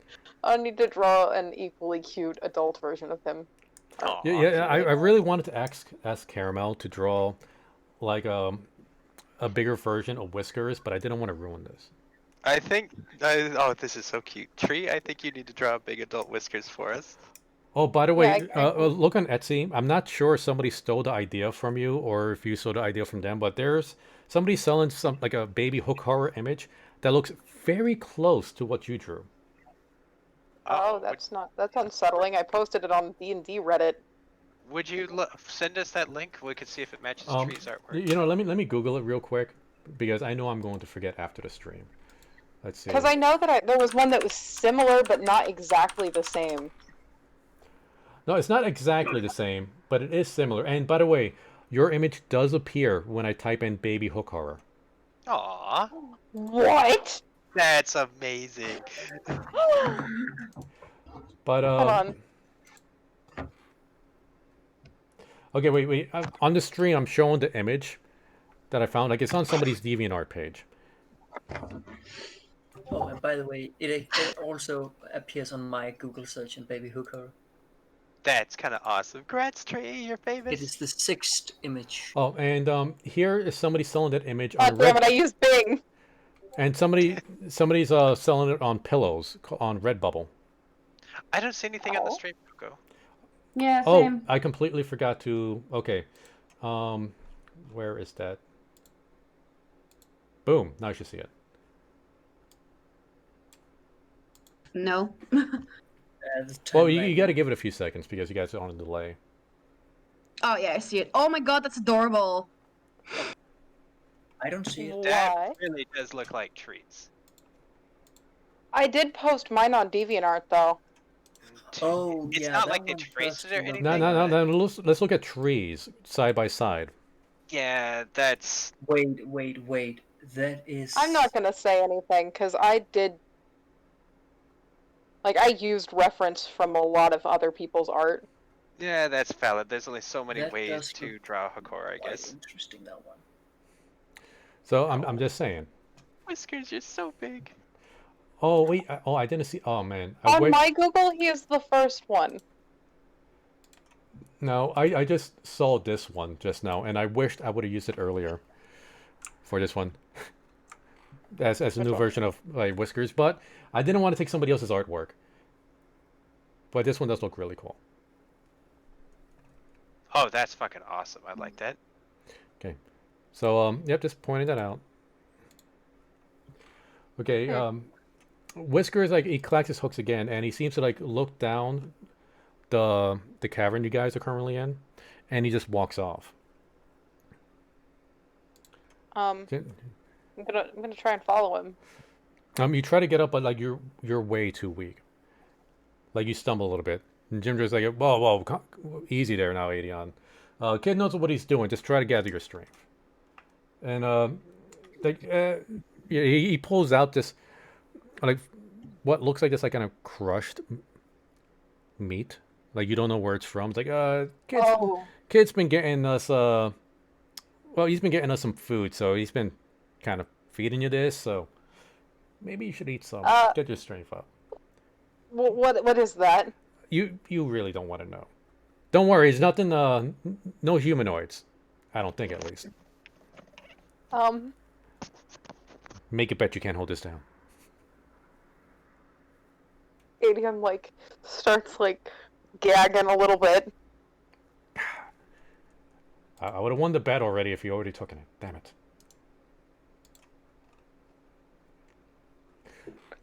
Okay, fail on. You said you were following the Hokara? Yeah. Okay. After a couple minutes, Adion, Whiskers returns, and behind Whiskers you see Pheolon. Pheolon? Wait, was that Whiskers I was following? That was Whiskers, yes. Yeah. Holy shit, he grew Oh. big.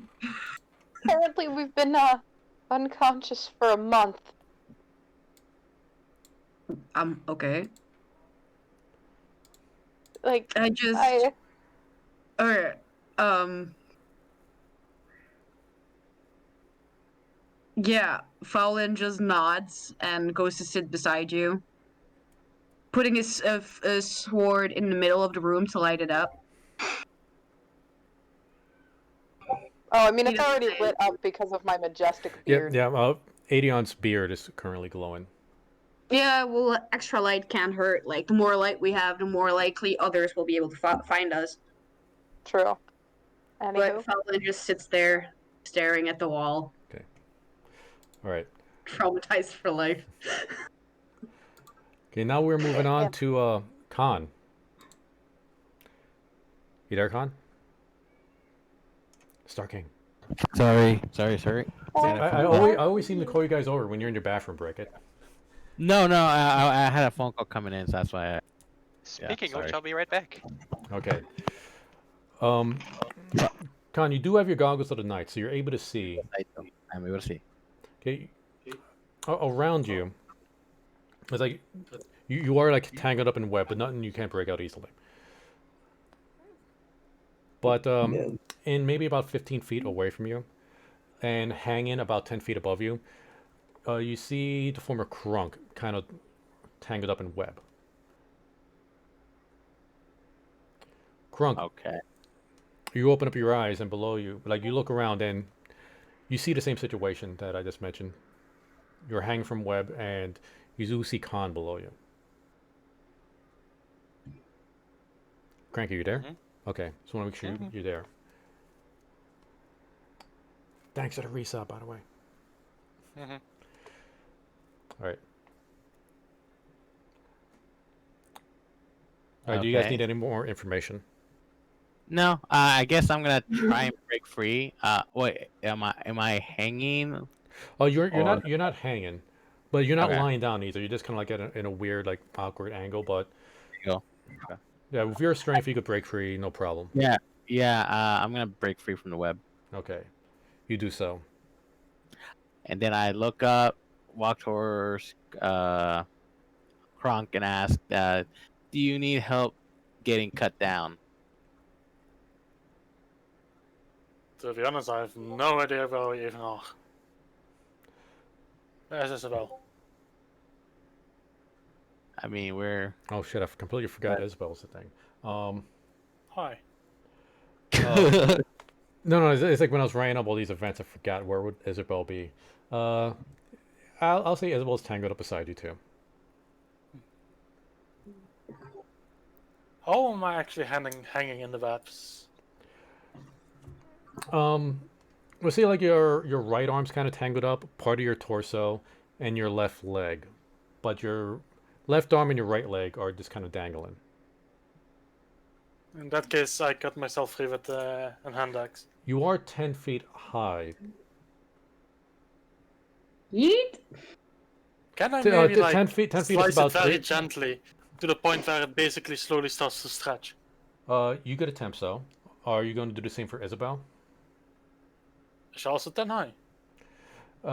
Yeah, I said like she's just also hanging beside you. As I slowly slide down, I grab her and try to pull her down. So you want to try to If she use doesn't go with me, I will also try to gently slice her webbing. Okay, so you want to try to use your weight to pull her down. Okay.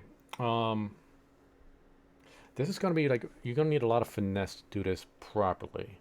So I can always catch you. okay, Huh. Khan, you're gonna prepare to catch in case something bad happens. Krunk, give me a sleight of hand check. Let's see how delicately you could do this. 7. Okay. You try to like gently do it with your axe, but hand axes aren't really made for like gentle cuts, so you put a little bit too much force into it.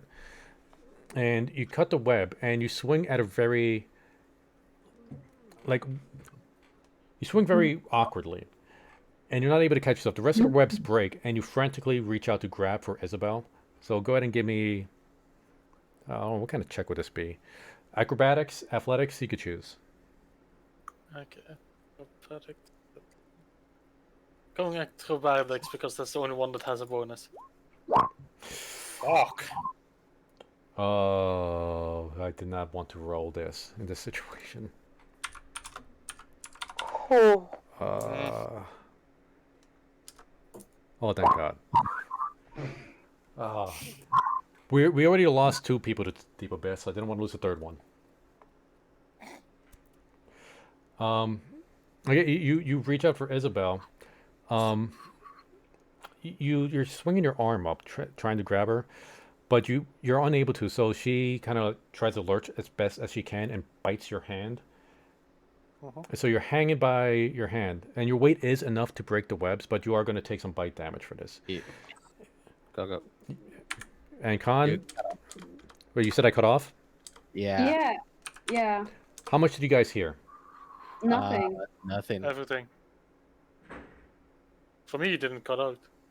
Huh. The stream ended again. Wah wah. Alright, Get I'm back. wrecked. Wait a minute, did the stream end? Because I Stream saw. is don't have to make- Okay, I think I got another. Okay, I need to call my internet provider after this because I think there's something weird going on. Okay, Khan, how much did you miss? The part that I got was that his pet grabbed onto him, or tried to grab onto him, while he swung, and that's where I kind of cut off. Okay, Isabel kind of like tries to lean her head forward. Oh, I'm not streaming on Twitch anymore. Such a shame. My Periscope's also down. It bites Krunk's hand. Krunk, you take 1 point of piercing damage.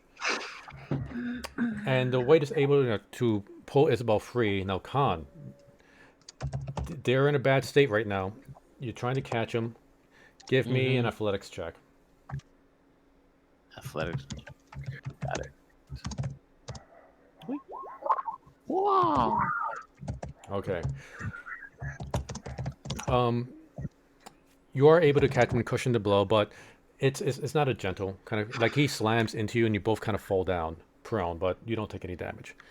Nobody's around, so you don't have to worry about looking embarrassed. I know I failed. Jeez. But you are able to cushion the drop at least. So now you're all free, and you have no idea where you are at. Well, okay, this is where I start. Okay, now that I gotten my wits and everything, that's everything. My first thought would be I have to look for Buck. Okay, when a buck enters your mind, you do recall the memory of him falling. You look down below you through instinct, and you just don't see anything. It's just a darkness below you. Okay. Is there a way I can either do a perception check to see anything of his fell near us or anything like that, or a trail or some site?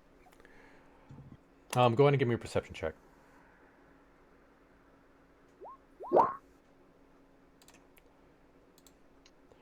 Nat 20. Okay. Oh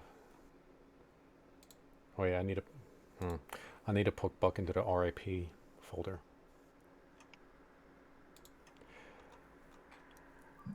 Rest in pieces. On the very edge of the web, you see his hat clinging to the end. Oh no.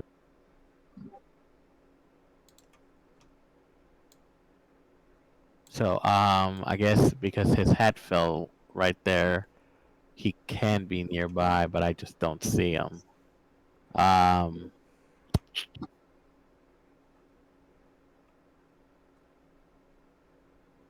guess investigation, seeing as to see if there's like either blood or anything like that nearby, or anything on it that would indicate. Okay, go ahead and give me investigation check. Krunk, while he's doing this, what are you doing? Checking if Isabel is alright. You give me an investigation check as well. Khan, you don't see any other trace of Buck.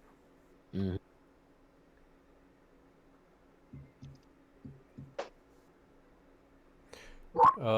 Krunk, you don't notice anything wrong with Isabel.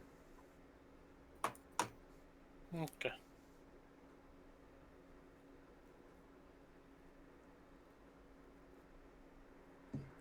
What do you guys do?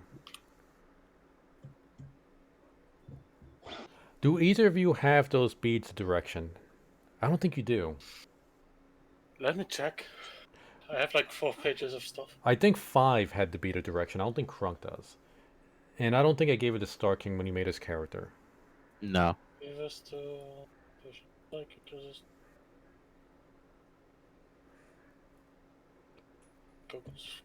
No, I don't have it.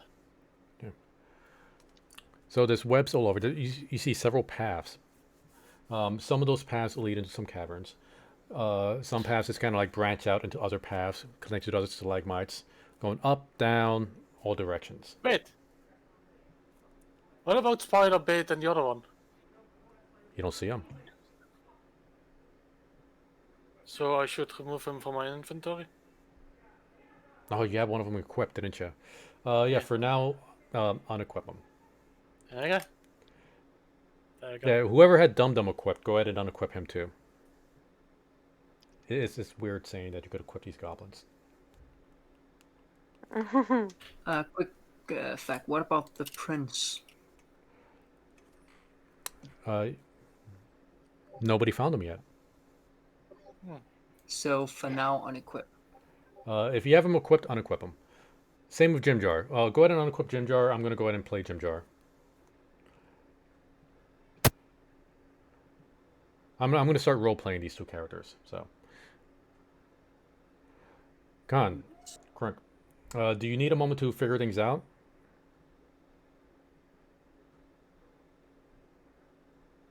Figure what out?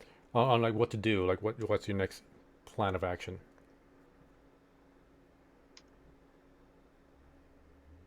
Are we now standing on solid floor instead of webbing? No, you're on webs. Fuck. Sorry. Okay. Oh, was that your mic cutting in and out, Star King? My sister came into my room and she had to let me know something. Gotcha. Yeah, sorry. Interruptions everywhere. Sorry. I guess trying to find the others, since we can't really get a hold of where Buck is, or I guess trying to find the others. Is there any? I guess my question now would be: do I see any traces of anybody else's like equipment or anything, direction-wise, around me? Go ahead and give me a perception check.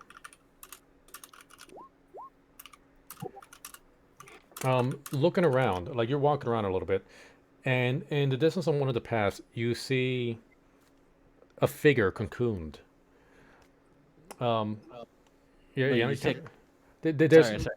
okay, you look around the path, like you're looking around the webs, and in one of the paths, you see a small figure that is cocooned. It's wiggling a little bit, and like like when spiders cocoon, like their victims.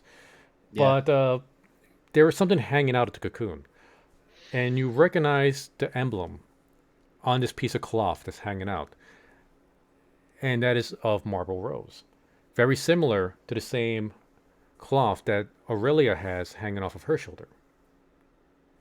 Yes. Okay. Then since I see this, I wanna go towards it, but because I'm kind of hesitant as to what's in there, can I use my, I guess my wakazi to cut a little bit just to see what's inside, and if it's, for now, Okay, so you're gonna cut it open. yes. Okay, you're very careful, and you could tell that you hear mumbling as you're cutting it open. Whoever's in there is alive, Yes, it is. and you see like they're swearing a little bit. All right. I guess I will cut it open. Okay. For You cut open the cocoon, and I'm gonna pause right there. Um, don't leave me in a cliffhanger, damn it. oh, but that's what I do best. Rosalind, Aurelia. Yes. Okay, Yeah. you are just randomly going in. You're just looking for somebody heading northeast, right? Okay. Yes. The path leads you like into another cavern. Like there's like multiple this stone walls, and some of them are just like a honeycomb with different paths and caverns that the webs lead into. And you head into one. Um, and in the very edge of your distance from your light, you see something kind of like hunched over. A hunched over figure, and you hear chewing sounds. Ooh, that sounds unpleasant. I Alright, will attempt fuck it, let's to. just go find out what the hell it is. Okay, you want to? Okay, I was gonna say I would attempt to sneak towards it to see if I could figure out what it was. You don't have any light on you, though. No, but if we can see it in the distance, meaning I could still get closer to it. And if you Fine. get too close, it will notice us. Rosalind will hold off for now. Give me a stealth check, Aurelia. Okay. I'm going to see.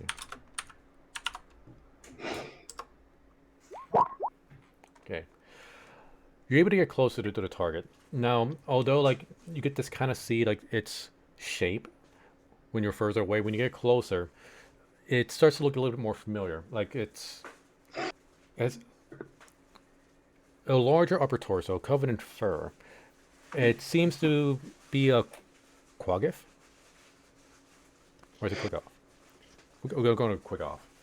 Quick off. I like the way Tree pronounces it. Quaggeth. And it seems to be chewing on something.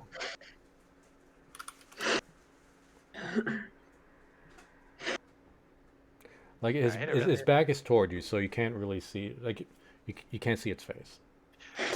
Is Aurelia far enough away to communicate with, or is she? You can still see Aurelia. Like Aurelia is like at the edge of your light source. Alright, so Rosalind just gonna stay here for a minute, just like see what Aurelia does. Aurelia. I try to. Can I investigate? Okay, this might sound weird,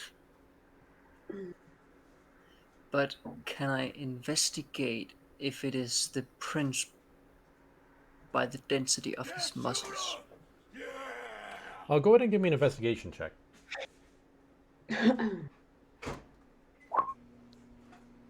And thank you for the follow, and welcome to the Choppy Crew.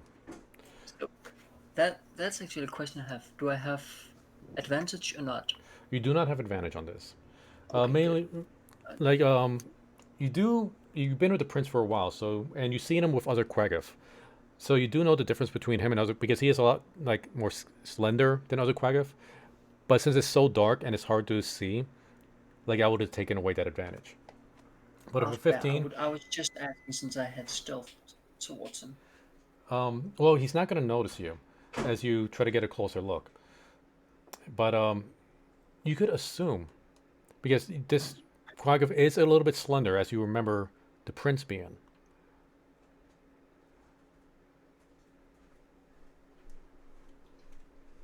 So it looks like the prince. You could assume that. In that case, I signal to Caramel. Oh, no, to Rosalind. Rosalind to follow. Come over here. She tries to do so as stealthily as possible. Following the lead here. Okay. When you get closer, Rosalind, your light shines on the Quagif. It notices the light and it turns to you. It is blood, like kind of caked on its lips from whatever he was eating. And like he looks at you, he just kind of like he blinks a few times, and he seems to recognize both of you. But then he stands up and I wouldn't really say charges at you, but aggressively walks towards you while holding on to something. It's like, you, promiscuous female, come here. You must heal my kindred. No one fucking talks to me like that, you son of a bitch. And then Rosalind draws her sword because she's still that sword's still a little angry. He grabs your. Well, actually, I should roll for this. He grabs your hand, and he begins dragging you with him. It's like, my kin has fought for us. They have put their lives on the line for us before we fell. You must heal them. You could fucking ask me first. Like, can I actually do an insight check? I'm gonna surprise you here. Do an insight check here only because I sort of kind of maybe recognize him as Durendal. Go ahead and give me an insight check. And what are you trying to? Basically, I want to see if I already know this asshole because Rosalind is kind of, I guess, a Quiggith racist that she doesn't really recognize them, but maybe she's like, wait a second, is this the same guy? No, you would know that Quiggoth, they're nowhere near as eloquent as the prince. Right, but I mean the fact that he's kind of berserk mode right now, maybe. Well, okay, go ahead and give me an insight check. Because he did, he did recognize you. He did recognize you, and he knows that you're a healer of some kind. Okay, that's fair. Okay, Rosalind would. I'm trying to think what she would do. Like, she wants to fight, but at the same time, she's not that stupid. Like, all right, and she just slaps his hand away and says, "Okay, just take me there. Don't fucking touch me." Okay, like he leads you deep into the cavern. Aurelia, you're gonna follow? Yeah, I follow them, but before that, this is more of a question. Mm-hmm. Is it possible to, since the rendered the check for vibrations on web, is that possible to be done with a sleight of hand? To check for vibrations? Yes. Like what specifically do you want to do right now? Check for uncertainties in the web.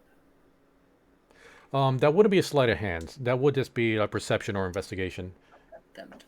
Like even if you're using your hands to do it, like you're still trying to use your intellect to try to figure out like what's odd or what's weird about it. True. Well, I'm gonna try that first to investigate anything unusual about the web in the area. Okay, well, right now you just walked into like a little cavern, so you are surrounded by rock, not webs. Well, I should have specified that. yeah. Well, I'm gonna follow. I'm not. Yeah. Okay. I'm also a bit tired. I plan to go after this section. Okay, he leads you into like a room, and Rosalind, you remember that the prince was able to convince those Quiggoth to rebel against the Dark Elves before you fell. I believe there was 4 of them, and you do see 4 bodies of other Quiggoth. Go ahead and give me a perception check. This is a very low check. Oh god, don't. Oops, I accidentally refreshed the page. 1 second. There it is. Okay. Yeah, I know, like refresh and perception. This is so close, it's hard to tell. You're such an asshole. I mean, it's just like, I'm just curious. How did you like hit refresh? It's like on the, I don't know where you get your. Because I had double clicked this page down and I went to go up and open it again. You know, like someone taught me to do, and the refresh is right by where I keep the minimize. That's why you should use Edge. Now. Don't be an edgelord. Okay, you do see like the bodies of Quiggoth, they're very desiccated, and like they're far beyond any kind of healing or even revive magic unless you're a great holy man. And you see giant like chunks eaten out of these bodies. So Rosalind's going to dawn upon her that this guy is fucking crazy and we've been down here for a while. That raises a lot of questions. So she's going, ooh, how to talk tactfully to this? like, would it help per se if you stopped eating them? There are soldiers of my kingdom. They have put their lives on the line for us. Heal them! Help them! Right, of course I'm going to heal them. I assure you, you'll get only the finest care possible. But hear me out. Let's think about this for a second. Maybe there's nothing left to save. It looks like someone else has already gotten to them.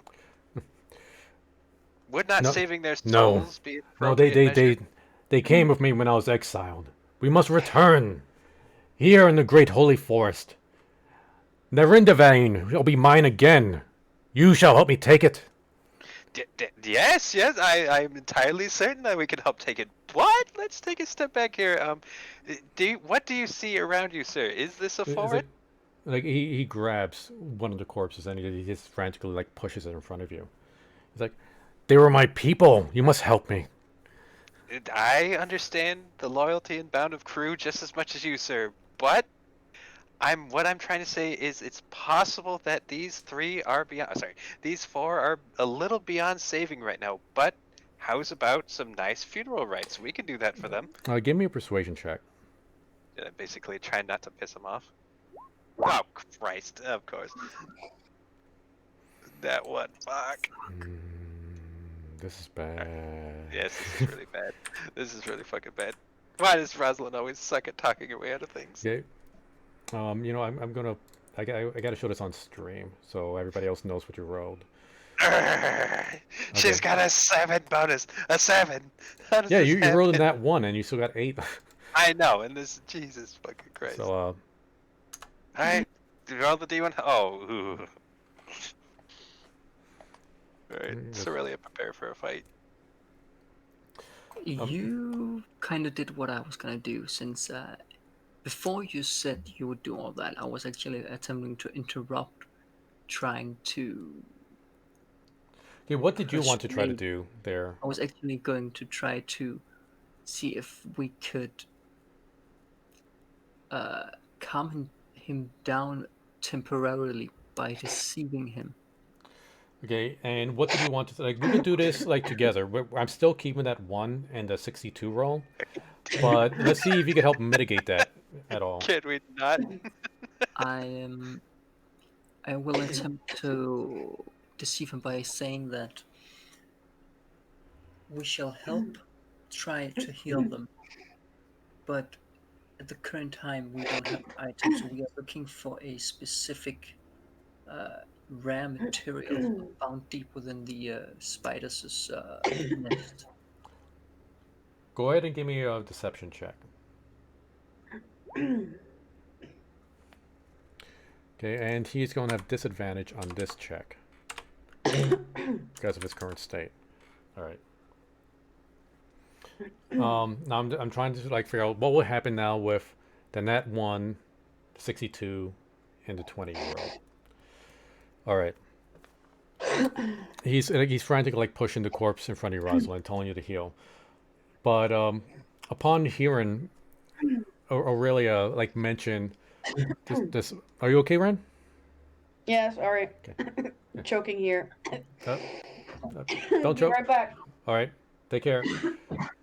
So, but upon hearing the word, you know, spider cave, like a realization comes upon him. Like he had this desperate look on his face, but now he just has this look of horror and shock.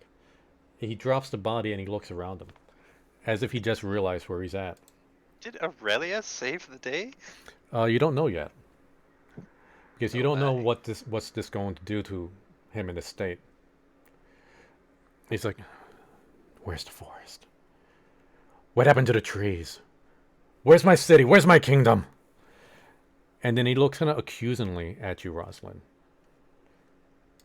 He's like, what did you? Did you work with him? Did you curse me into this body? I assure you, sir, I have done nothing of the kind. But, since we're on that subject, him, we might possibly be searching for the same person. Why don't you tell us who it is who's aggravated you so? First, okay, I'm gonna roll this. difficulty check of a 10. At a disadvantage, I want you to do a persuasion check. You got to beat a 10. God damn it, I'm not confident anymore. Woo! Okay, thank God. Okay. By the way, guys, I have to leave now. I already postponed it for half an hour. Okay, Okay. thanks for showing up, Sorelia. Thanks, sir. I'll try to not get us killed. Okay. Yeah, please try not to at least kill my character, since I make no I don't want to promises, risk but I'll it, do my right? best. All right. So, the prince Take lunges care. at you. Sorry. Well, you said the prince. Yeah, the prince. This is did we not already establish that this is the prince? I asked if it was Prince Durendal, and he was like, "Oh, he's one of the quickest up there." You never said he was actually Durendal. Aurelia tried to figure out if it was Looper. Durandal. I described that he looks like him. And then you said, "So it's Durendal." You're like, you could think that. Yeah. At what point did you think it was not Durandal? Because I didn't say it was like one of the other Quigoff. I said he looked like a Quigoff. Then I After mentioned you said you could think that, then I'm like, "Oh, okay, that's a." yeah, that typical was Cookie. Aurelia. That was before the prince started talking to you. Okay, valid. Okay, fair enough. Please continue. Sorry. And what other Quigoff talks about the High Elf Kingdom? I don't okay, fucking yeah. know. I was like, oh, that's... Have you not been paying attention this past year? I remembered his name when we haven't mentioned it in like 3 months. Get out of here. Prince Durendal believes he's a gold elf prince that was cast out of his kingdom and was cursed and polymorphed into a Quigoff. Right. Do you yeah, remember? I remember Now you remember? No, I remember that vividly. I'm just saying, I was like, Oh. I for some reason thought that you were trying to say it was another Quaggoth or some shit like that. I was like, okay, No. we got 2 of them now, or whatever. Okay, no, either way, no, back. it's a prince, and he lunges at you. Okay, that's fine. That's what I was worried about earlier. Okay. It's surprisingly fast, and you're unable to dodge it. Railroad, sorry.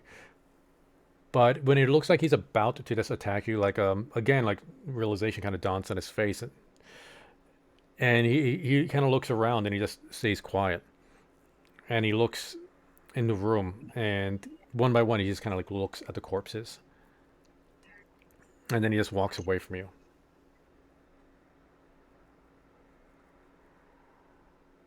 So I think Rosalind would go up to him and try and reason with him. Is like,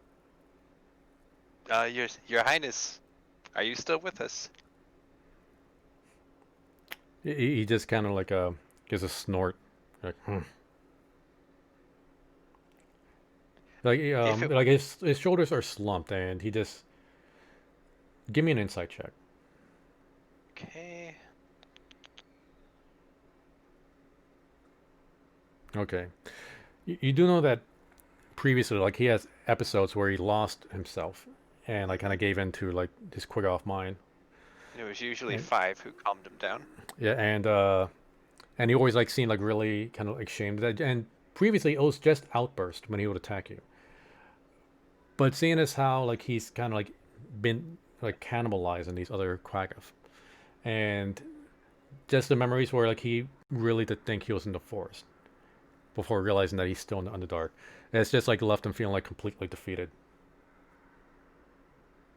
Can I do a history check to see if Rosalind would know any songs about that? Songs about what? The Gold Elves. Back. Go ahead and welcome back, Ren. Give me a history check.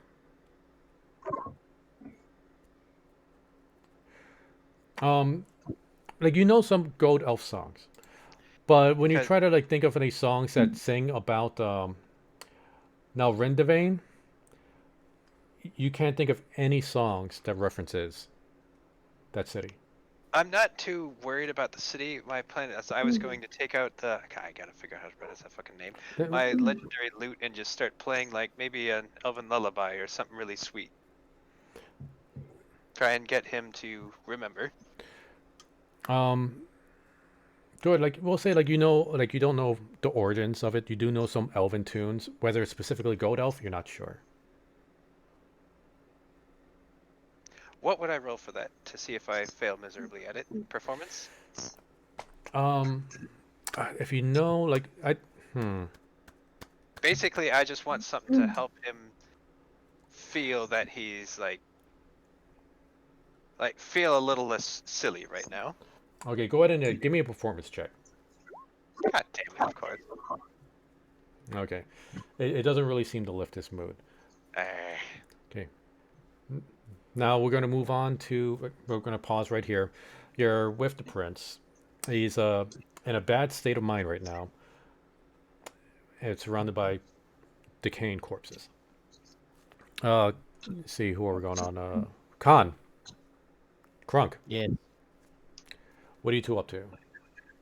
Oh wait, that's right. You just opened the cocoon. Thank you. Hold on. I need to take a drink for this.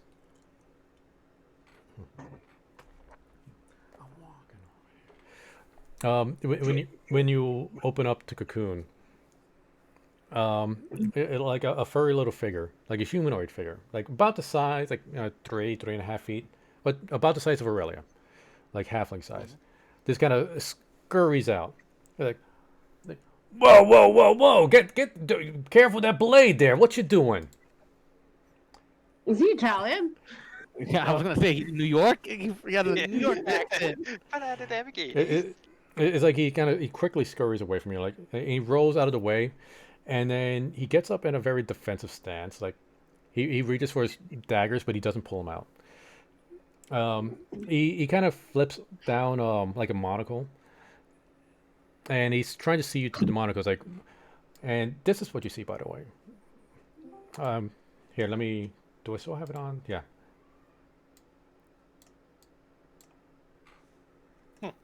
Oh my god, a Neko.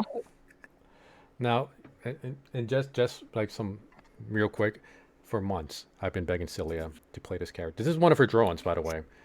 If you look, yeah, like if you look at a 3D, if you look at her colors live profile, she's drawn so many different characters. I saw this and I kept saying, Celia, you have to play this in my D&D game, please. But she refuses to. She just doesn't want to play D&D. She likes working on D&D. She just doesn't want to play it. So I'm sorry, what was that, Ren? I protest. We have to have someone play this cute character. All right. So he looks over at you, Con, and then back at Crunk, and then back to you again, Con. They're like, listen, now you're not for nothing. I appreciate you freeing me and everything, but you know, I ain't looking to be sold to no dark elf slavers or anything. Who are yous people? Look, easy. Put the knife down. I don't grab your little knives. I love Hopster voice. I'm Khan. You know, we fell here through the webs. You know, we're not here to cause trouble. What are How you? can we be slavers if we're running from people that want to imprison us? Boy, I have no idea who you're running from. You say you fell. I fell too. You know, it happens to all of us. And I don't know how long I've been down there. Thank goodness I had some extra, like this, like, you know, almonds like stuck in my cheek fur to feed on. Appreciate your freedom, but I just want to make sure that you guys are, you know, on the level. So fucking good. Pull him out. You just went from New York to Christopher Walken in a sentence. Oh my Can it be god. both? Alright, I have my next character I want to play. To be honest, I didn't catch your name, to be honest. But we have some orders that we don't know where they are, but all we want to do is reach the surface and get out of the Underdark. Well, you know, when you're asking somebody's name, it's common courtesy to tell them your name first. I My did. name was already be told. Oh, right, that's right. I completely forgot because DM's dumb. Yeah, my name is Lubin. Okay, well, how was he called? Because Lubin, Lubben. Lupin. Yeah. It's like, and All right, Mr. Snuffles. and he kind of shows off the, like, I know it's not in the picture, but he has like one of the shoulder capes, and he shows the shoulder capes like, you know, I'm here on a mission from Marble Rose, you know. This here doing some treasure diving until, you know, me and my own, we took a little spill and I got stuck here. Wait, you were sent by Marble Row? Yeah, Marble Rose. Heard about him? Yeah. I'm doing a well. I was doing a mission with my buddy. Rest his soul. Pieces. Peace. Oh yeah. Uh, I was doing a mission with my buddy, but now that we failed, we're just tagging along with them. What's your mission? Well, we're just here to look for some, tombs and stuff and raid them a bit. Typical adventure, want some goat stuff. Classic adventure. I got it. Mhm. But I got separated from my group, so hey, how about this, you guys? Like, you help me, I'll help you out. Now, you may not know this, but I'm like an adventurer extraordinaire. I'll help you guys get out of here. We find the closest village, have a coffee, eat a bagel. What do you know? We just we stick a day out of it. Come on. What's a My bagel? God, Coco. This is fucking phenomenal. Oh my god. Okay, Yeah, first of all, what's yeah. a bagel? A boiled donut, basically. Wait, Why is this would is you this buy the donut? is this Crunk saying this or Cranky saying this? There's Kronk saying it. Of Um, course I know what a fucking bagel is. I I I don't made it fucking know myself. what weird Well, shit you guys got over there. what? You never had a bagel before? You have no idea what you're missing out on there, Mr. Shiny Pants. Don't you To worry. be honest, my kind doesn't really eat, so we don't pay attention when food arrives. Now you have no idea what you're missing out. But hey, Lubin owes nobody no favor. So you help me, I'm gonna help you guys out. Okay, what do you need help with before we actually agree Well, on well, this? you freed me. So you guys said you fell. You trying to get out of here? I know exactly where we got to go. Is it just you twos? Nope. No. Multiple more. Well, where are your people? They fell too. Yeah, they felt. Yeah, and we have We no don't idea know. where. Oh, you have like ways to communicate with them, like a sending stone or something, or a spell. To be honest, normally in situations like this, we just start yelling in the hope that one of them hears us. I don't know. We wants to be doing that. It's a lot of dangerous things out around here. Sam, what would be your suggestion? Well, I don't know your people. I don't know what they can do. I don't know what you guys can do. Like, you got anything that could help out? I do actually a horn. So I'm wondering if I can. Wait, See whoa. Careful blowing a horn. Like I said, don't want to make too much noise. It's so good. Yeah, hold on. I'm trying to get my thing out real quick. Hold on. Um, let's see. Sorry. But if I blow this horn, they could probably hear us. I mean, wouldn't it be a chance to risk it a little bit just to find them, or is there something that you encountered that is a lot worse than what we already see? But as said, what Okay. dangers do you know of that we don't? Well, let me see. You got the typical spiders. The drow. They usually use these webs too, and any kind of underdark creatures. I wouldn't say anything too big. Don't have to worry about no umber hulks or anything like that. But you never know. It's the underdark. It's crazy down here. Forget about it. I cannot place this little guy.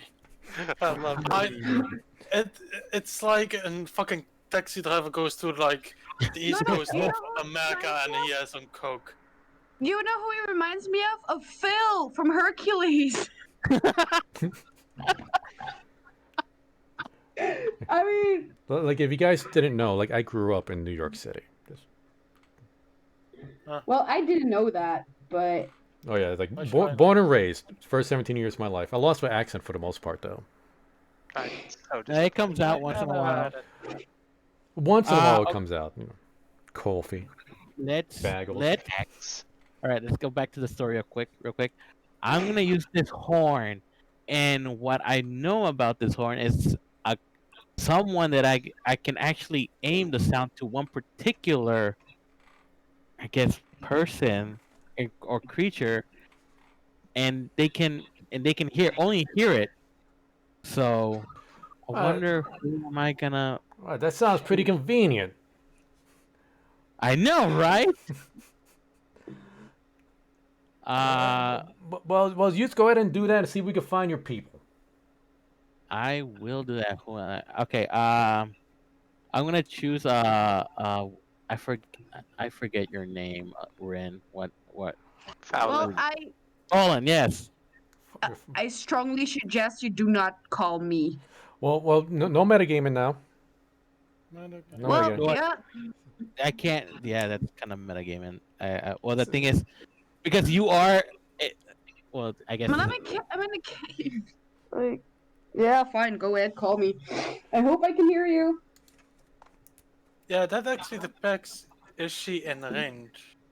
Yeah, like, are we in range? Like, what is the range of that thing? What was it, like 500 feet? 600 feet. 600 feet. So Oh, about damn. 600 feet is approximately 200 meters. Oh. Then I hope you get lucky. That I will hear you. Okay, so you're gonna blow the horn, Khan? Yeah. Well, the thing is, I can't because of what she just said. I can't metagame, so I have to choose her because I already declared it. Yeah. So, yeah, But I I have. meant the distance. I don't know what y'all are talking Well, about, but I meant the distance. well, yeah, she just needs to be. Well, he just needs to be within distance. Yeah. So Yeah. you will. So, yeah, I'm gonna use one charge of the horn. Falan. Yeah? You hear a horn in the distance. Oh shit, really? Okay, that's cool. Do I know that Khan has the horn? In the Christmas episode, like Hermes did describe what each magical item did. Yeah, okay. So So I you know would know that. about the horn. Go ahead and give me be it, but would you know that is this specifically this horn? Okay, That so what do I need to roll? give me your perception check actually. Okay. You hear the horn. You're unsure as to like where like who is blowing this horn, but you notice that Jim Jar and Adion are not reacting to it. Okay. Well, I get up and off the floor and I tell them that I heard something, horn, and that I'm just gonna go look out of the cavern real quick and that I'll be right back. Okay. Adion, how do you react to this? Oh, sorry. Hold on. What? Okay. I'm Rin. I kind of passed out for a Okay. minute. Rin, as Phelan, tell Adion what you want. I heard a horn or something. I'm just going to go look outside the cave. If I can see something, it might be our friends. I will be right back. Okay. You Is stay here, Whiskers yes. with you? I will take Whiskers with me. Don't worry. Okay. Be safe. Yeah, I can't get up. You rest up. Okay. So I take Whiskers with me because, you know, he knows the way. Okay. You and Whiskers head outside of the cavern, back onto the webs. You can't see where the sound's coming from, but you could tell the direction the Yeah. sound is coming from. It is above you and like far off to. Do you have a beta direction? No? Okay, you could tell the direction is when you know it's like it's not directly above you. It's like above and to the side. Yeah. You can't really tell the distance. It is like all you know is that it's just beyond your dark vision sight. Okay. So you could gauge it Um, maybe a little more than 120 feet. mm-hmm. Okay. Well, I look at Whiskers and I say that I will be climbing up a few uh feet. I think it's feet. That will be climbing up a few feet to take a better look. I give him. No wait, I undo my flaming mace because you know don't want to burn shit. Oh wait, so you're only now undoing your flaming mace. Or did I leave it behind? Oh, I left it behind in the cave for a light. Okay, well Yeah. I'm just trying to. I'm thinking like, what can you do to signal them? Well, I don't know how bright the light is. It's about as bright as a torch. Yeah, but like to 100. If I can't see, is 120 feet. Um, like then they won't be able to see the light. Well, you don't know. It's like Okay. a light in the deep darkness. Like yeah, the Okay. further Well, away, harder, but it depends on the is there perception. a way to brighten up the flame? Let me. Like Excuse if me. I add burning hands to it, would that help? I'm gonna look up the mace again. I don't think you can Enhance it. enhance it. I'm double checking. Excuse me. Because the mace did have like very specific qualities to it. Let's see. When you guys got that, where did you get that? It was in the ooze lair, I think it was. The ooze temple. Hmm. That's right. Glabaglool gave it to you guys. Yeah. Gabagool. Man, it would have sucked if he was with you when those webs melted. I wouldn't want to lose Glabaglool. He's still out there doing comedy. Bless you, Glabagool. Let's see. Yeah, he's still mad at you, Caramel. Like that's a grudge he's not gonna let go of. I'm still glad. You can light it and it glows brightly as a torch. Yeah, you don't need to light it as a torch, but you can fire off your flaming hands. That would Yeah, be but then I have risk the webs, right? as long as you don't aim it at the webs at your feet, like you don't have to worry about burning yourself. And flaming hands only goes about 15 feet away, so you could see where you're shooting it. So you could tell, like you could aim it so you're not burning anybody else's web. Okay. Well, I can try that, shooting upwards into a clear area as a signal. Okay, you cast your burning hands. Krunk and Khan, each of you give me a perception check. I'm gonna do one for Lubin. Lupin.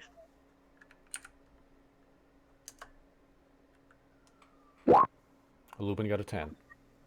Khan got an 8. Krunk is up to you. Kanky. Think he's in potty break, maybe? Kanky pants. I could take his character sheet and roll it for him.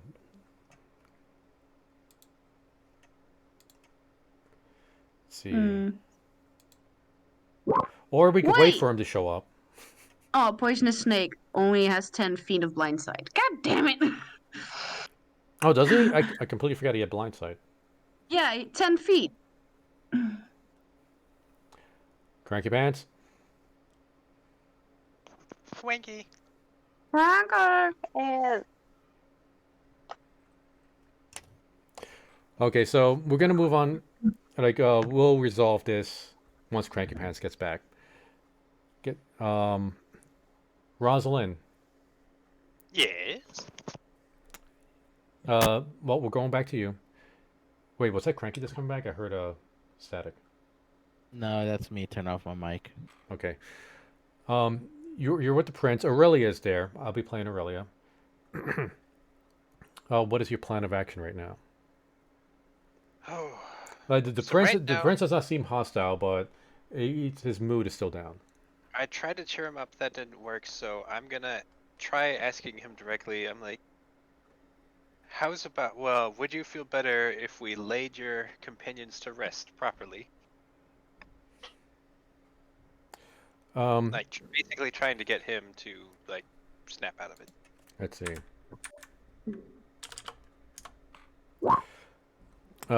He stands up and he kind of looks around. And he says, like,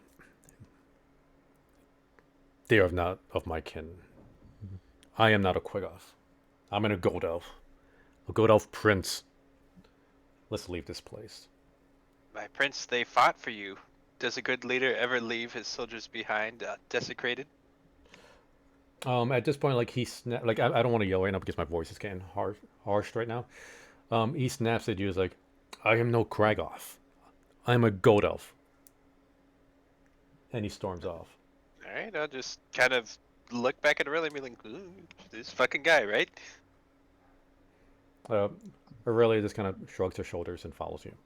All right, let's follow him because well, where else the hell are we gonna go? Okay. Cranky Pants, are you back yet? Guess He not. might be in the bathroom. Should Rin, can you text Cranky? He's not gonna reply, but I can try. He's probably in the bathroom. Don't worry What about do it. you mean I'm not gonna reply? I'm here. Oh, there you go. Yeah, they Hey. being summoned. Cranky Pants, give me a perception check, please. Okay.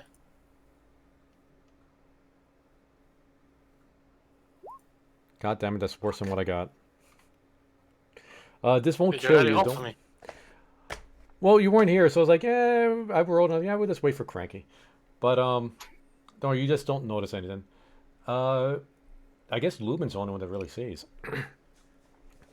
Khan, you blow the horn looking for Phelan, and you're just giving like one good long toot. I was going to use another word, but I know you guys are going to take it out of context. Just say the other word. Just say the other word. Just You, say the you other give it word. one good long blow. Ah, Nice. And you keep looking around for any kind of sign. Lubin points out like, "Hey, yo, look down there. I think I see some fire. That might be one of your friends down there. It's pretty far, though." cool. Like he points, like you see like a burst of flame. Now, okay, I don't even know. Do I recognize this flame or It's just fire to you. the fire? Just Yeah, fire you to just me? see like a little burst of fire. Like, yo, I say that's probably about what do you think? Like 200 feet away? Yeah, seems like it. Let's go towards it. Let's climb down and go towards it. All right, so now I could try to find us a path. It'll be kind of rough, but you guys got to be careful now. Let's do it. Someone is excited. Why not? All right. I'm just saying, it's cute. Okay. He's gonna help try to lead you guys down there.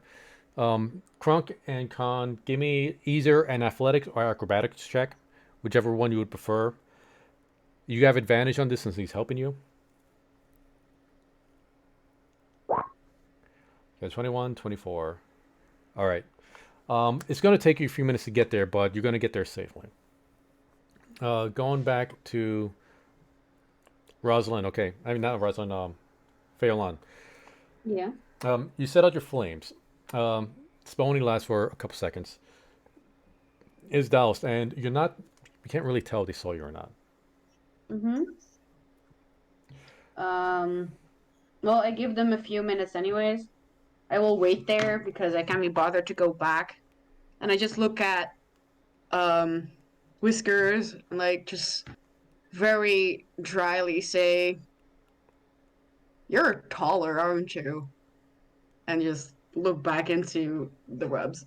Okay, yeah. When you're like, you're taller, aren't you? Like, Whisters just kind of like stands up like a little bit straighter, like straighten out his back, and just showing off because now he's taller than you are.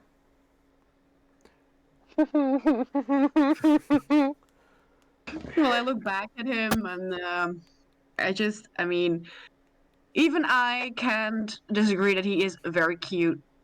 So I tell him, like, you grew up just fine. I was like, this is sappy as Fallen ever gonna get. So Like he does the equivalent of kind of like putting your fist on your hips and sticking your chest out, but it's just kind of like his hooks. yeah.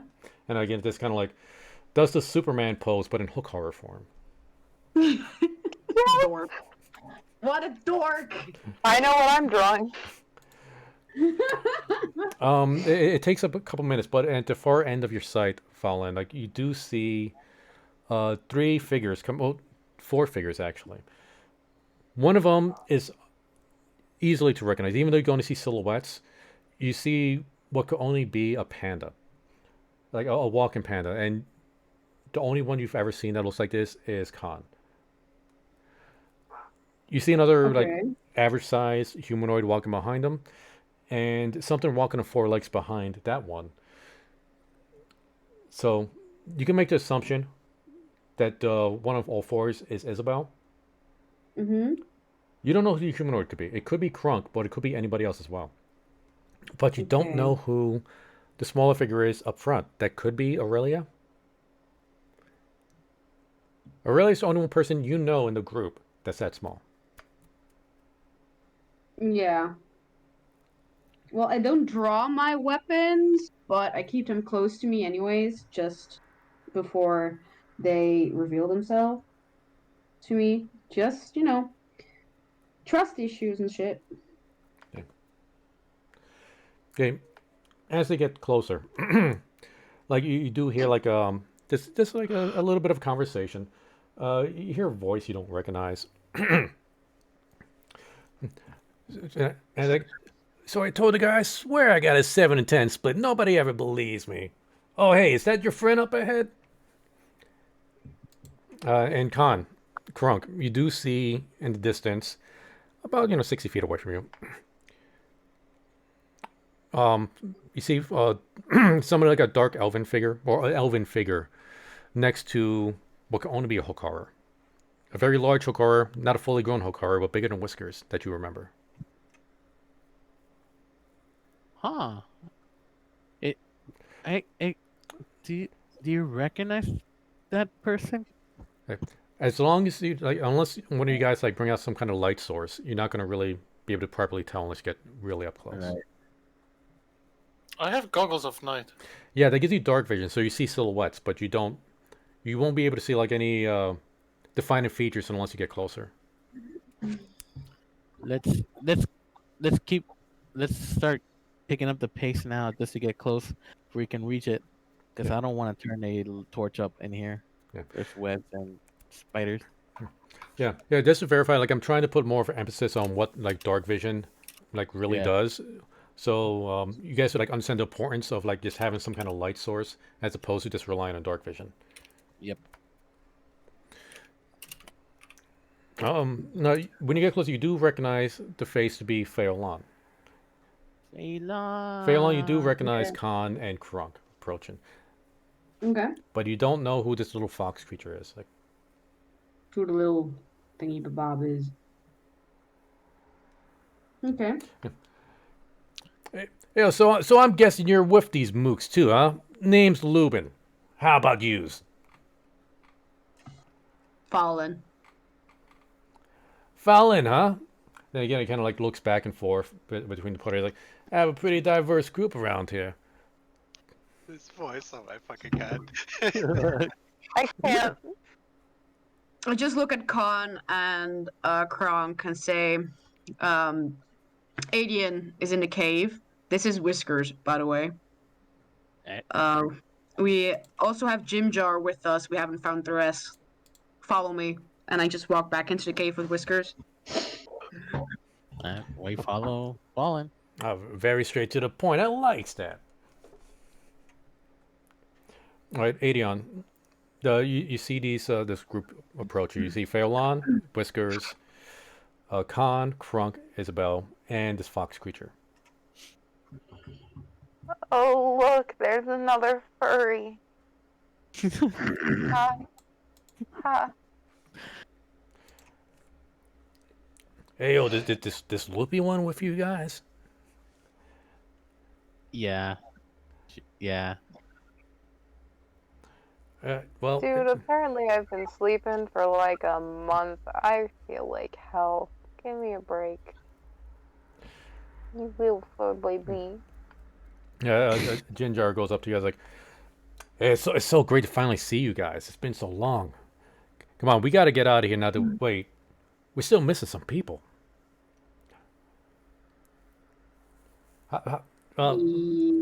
Rosie. Khan, Krunk, how do you guys find us?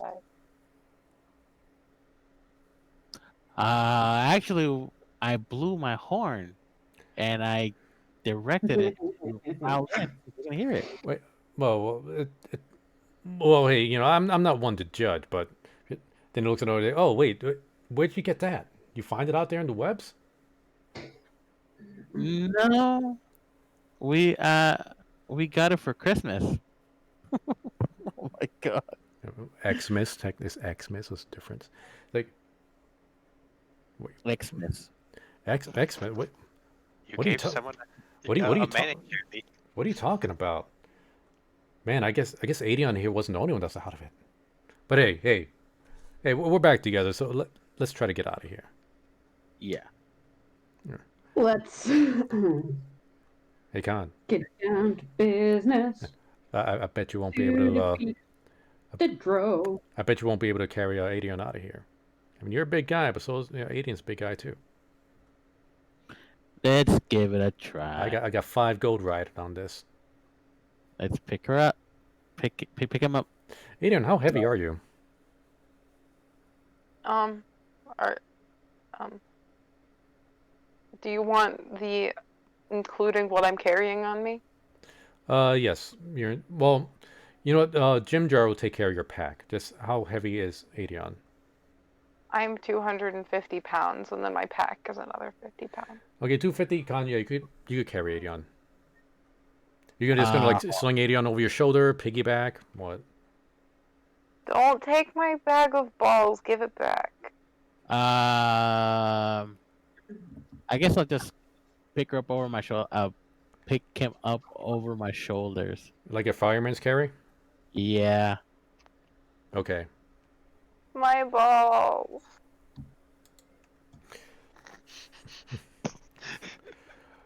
All right. You continue on through this cavern, and it exits out into another network of spider webs.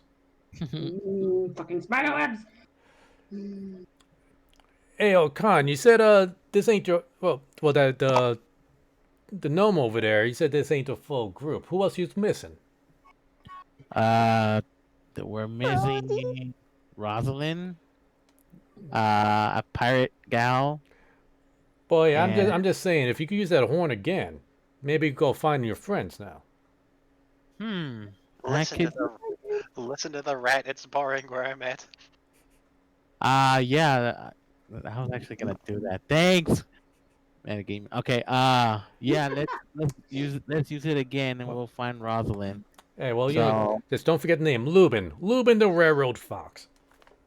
Lubin. It's not Yes, really I the get it. railroad fox. Okay, just sorry. Lubin. Fuck. So yeah, I'll use the horn again to call out for Rosalind. See if she's nearby. Rosalind. Rosalind. Oh, sorry. Okay. Um, You're following the prince through the cavern, and you're about to exit the cavern into a more spiderweb network, and you hear a horn. I'd be like, is it just a horn sound or You hear a horn. There's a horn sound.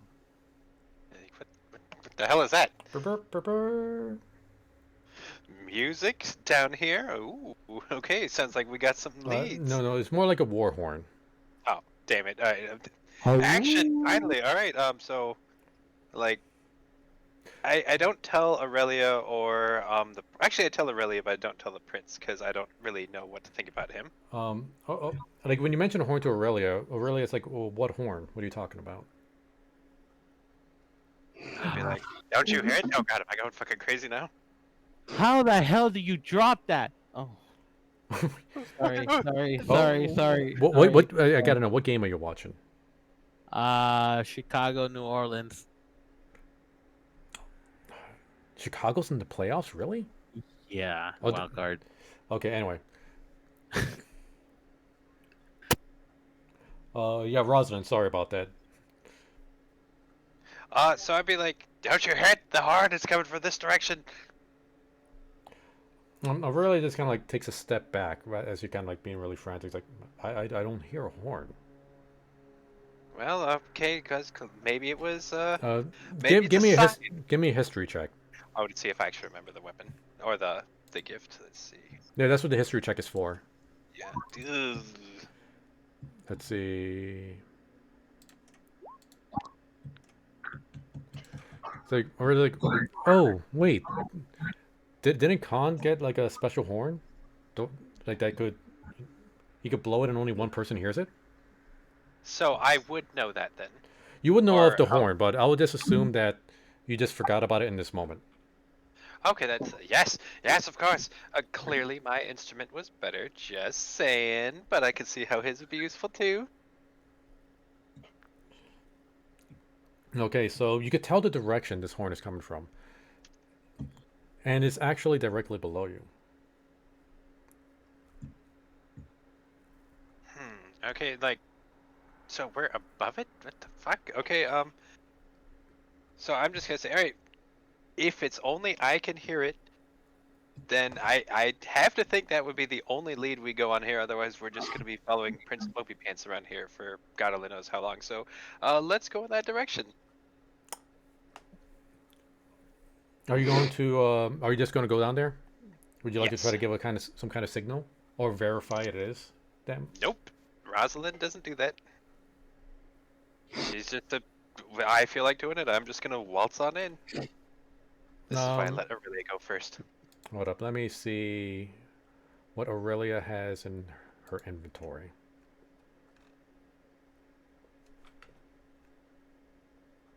Let's see. Or put it.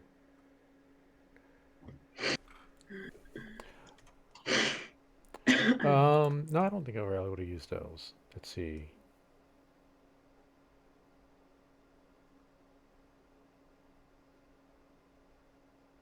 Oh, Aurelia had the Prince equipped. I forgot which one had the Prince equipped. Okay.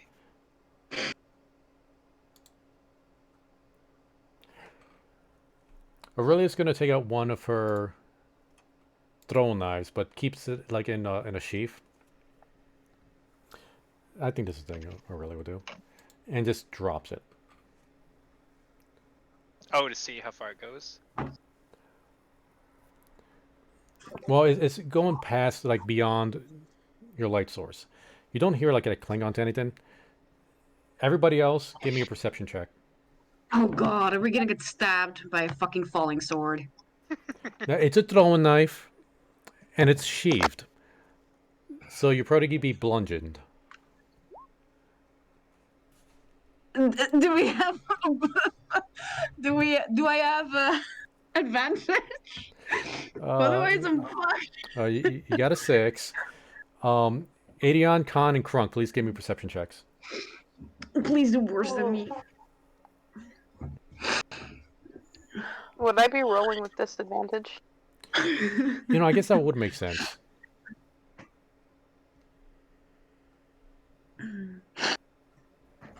Like, why do we suck? Starking has the highest. All right, Star King. You're blowing your horn, and it from above, not directly above you guys. It's like far off to the side, like away off the weapon bridge you guys are currently on. You see something just drop. Like it went pretty fast. You weren't really able to tell like what it was, but you just see something drop.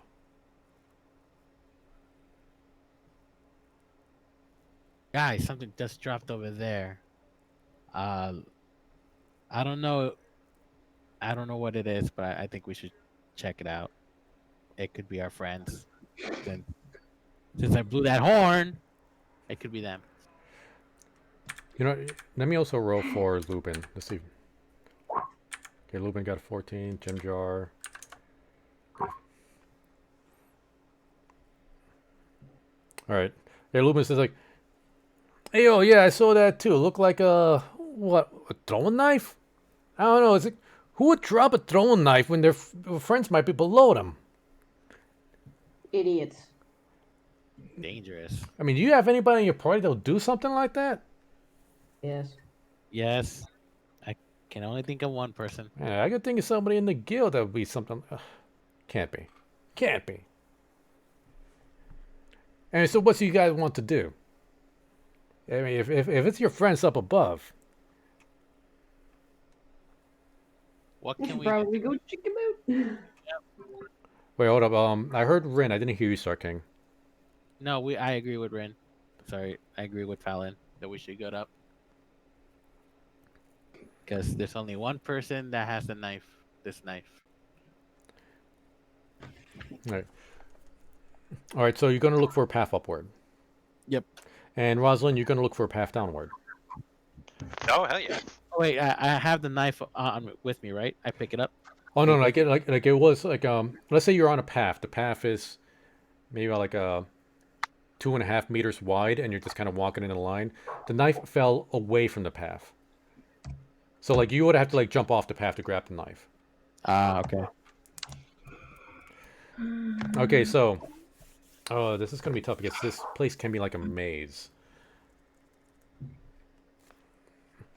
I am going to do a survival check. Both Rosalind and Khan, you get advantage on this because you got Lubin with you. Rosalind, give me a survival check, and one person from this other group.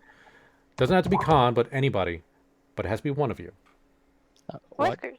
What were we rolling? Survival. Survival. So it's either like it could be you or anybody else, but it will only be one of you guys. Who has the best survival? I don't. I have a 13 with a pass. I have an 11. Aurelia only has a pass of 12. Anybody else has higher? No. Crunk. What? Do you have a survival? Are you proficient in survival? Good question. Adian is, but he's also rolling at disadvantage at the moment. Mm-hmm. Well, you would like your disadvantage would just cancel out the advantage that Lubin's given. Well, I could try it. So like yeah, well, Aurelia has a +2 to the survival. I have a Does anybody have a +5. bigger? You get a +5, Adion. Yeah. Now, do you want a +2 with advantage or +5 straight? What do you guys want?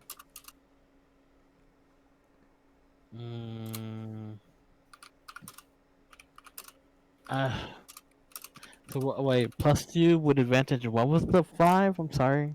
Adion has a +5, but she won't get advantage, or he won't get advantage. I guess I'll roll it since I have a 13 plus a 2 with Lubin. No, you just roll with advantage. So you got a 13, really? Yeah, Nice. to pass. Yeah. Go ahead and roll up your survival then. 21, perfect. Cool. All right, it's about maybe like an hour or so of travel. Adion, you're starting to feel more yourself as you just try to like move around a little bit. So you're able to start walking at this point. Oh, cool. But you guys do eventually meet on the Silken Paths. Rosalind, when your group reaches theirs, it's like, well, you see Lubin for the first time. Well, Lubin, like, his eyes immediately go to Eloria, like, Eloria, you sneaky little bitch! I didn't know you were with them!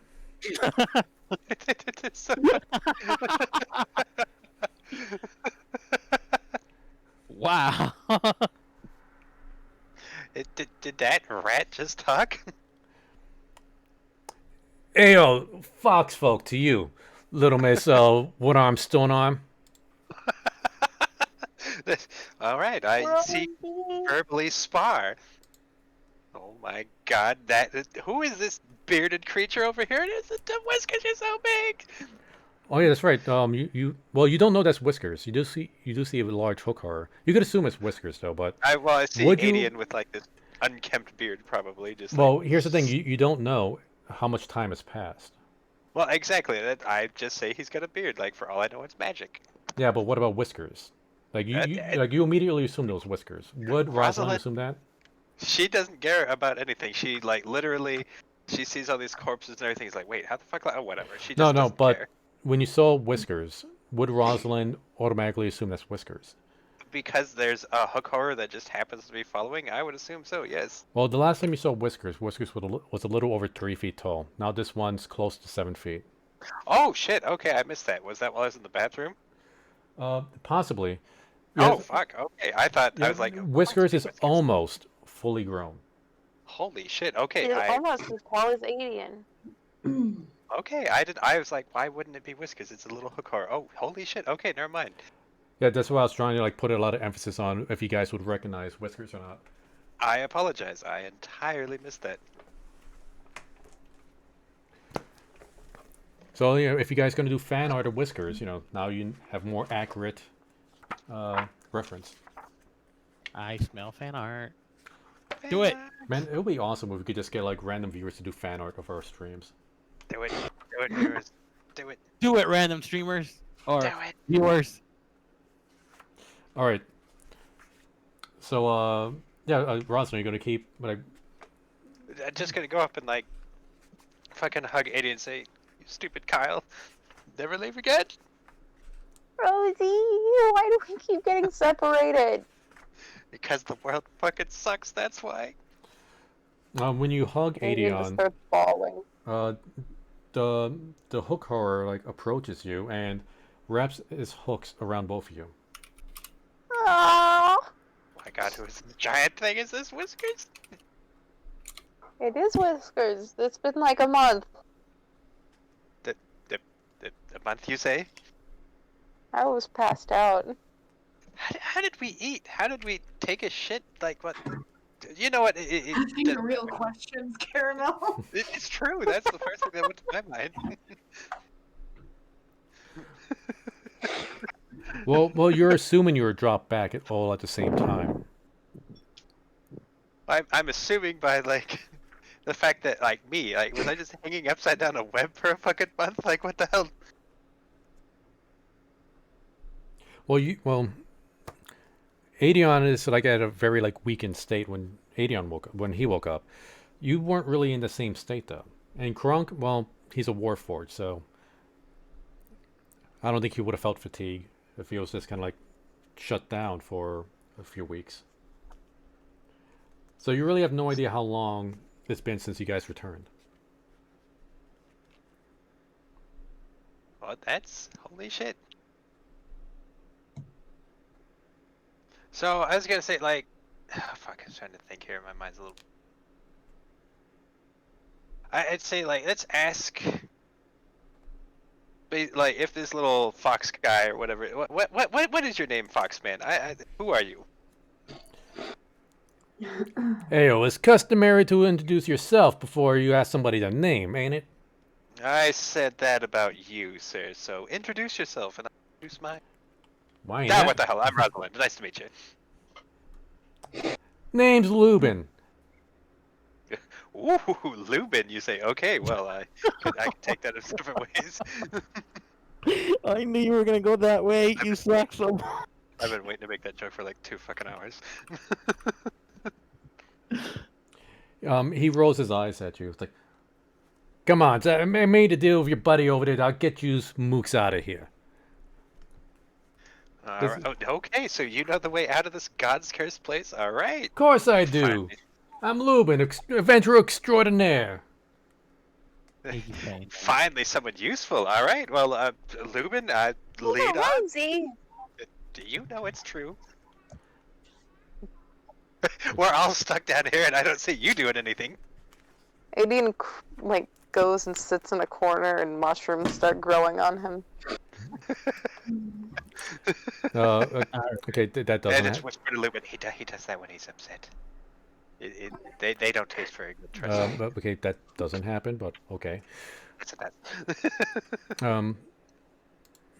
Okay, it takes you guys about like 2 more days of travel before you finally see an end to the Silken Paths.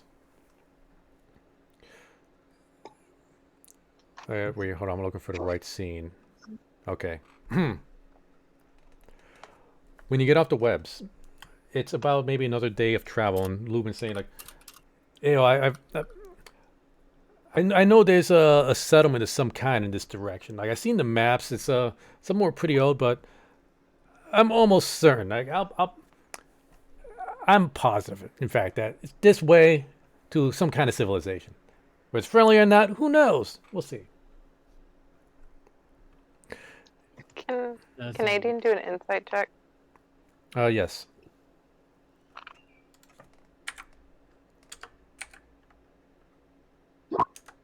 Well, I'm sure he's fine.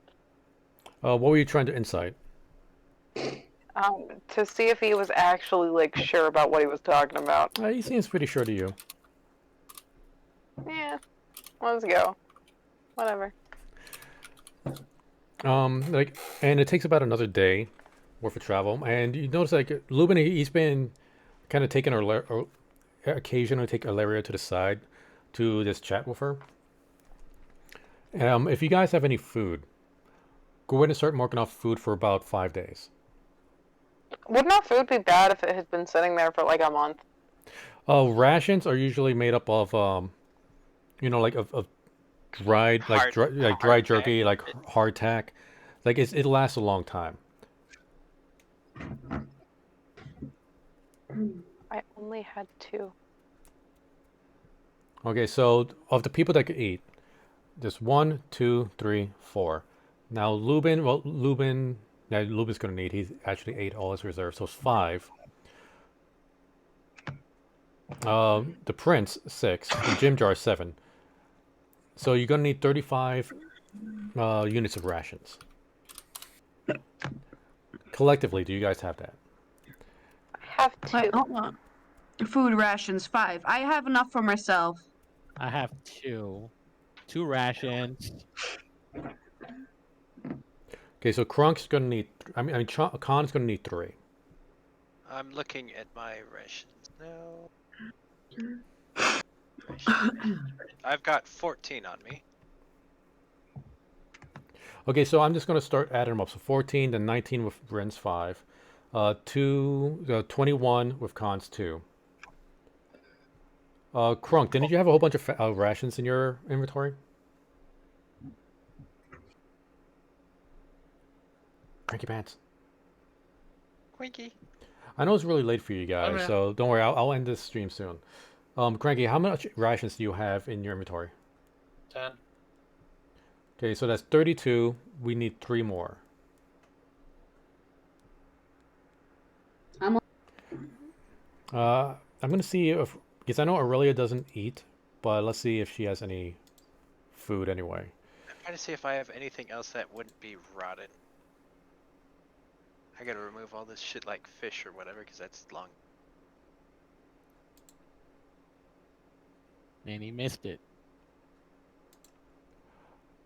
Okay, so, and you don't really have a good supply of water. So, with the exceptions of Aurelia and Krunk, you guys been having to like split your food amongst everybody, and there has been no way to forage along the way. There's Adian been can make water, can't he? Alien can create If you water. have water skins, she can refill. okay, perfect. So you're not going to be dehydrated. Yeah, so Adian can make the water for us every day. But okay, I'm going to say you could stretch out 32 things of rations amongst the group without suffering any exhaustion, but you're going to be out of food at this point. Nature check. Are you trying to do forage for food? Yeah. In the area that'd you've been be too traveling long, through, yeah. there's nothing. Can we eat spider eggs? I would suggest not.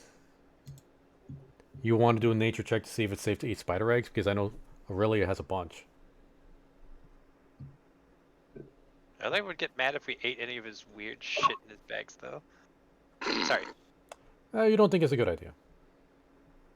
Hey, Coco. What's up?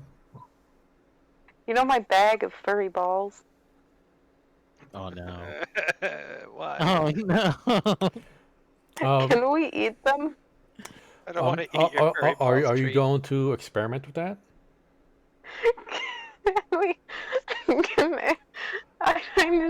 Yeah, sure. I will We- reach into my bag and throw down one of the balls. We have the alchemy jug that can make water, mayonnaise, and honey. Didn't you guys lose that? Oh fuck! Was that destroyed by Temper Chad? I think so, yeah. Wait, no, I was carrying it. Like, and we took it because 5 had it, and then I got it because I tried to use it to barter with that freaking dwarf later over the honey. Okay, yeah. Okay, so you got it. So Yeah, I haven't. Can you live off of mayonnaise? That's the question. Actually, you can. But God, I would rather fucking die, probably. I mean, what kind of living is that? A bad one. with very bad poops. Just. I mean, Wait. Could it be filled with a protein shake, Coco? Tree. What color Yes? bag did I give you? The gray one. Okay, roll a d8.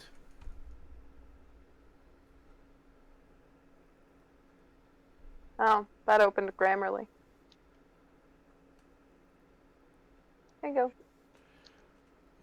go. Why did it have to be that? No, what you throw a weasel appears. No! Weasel.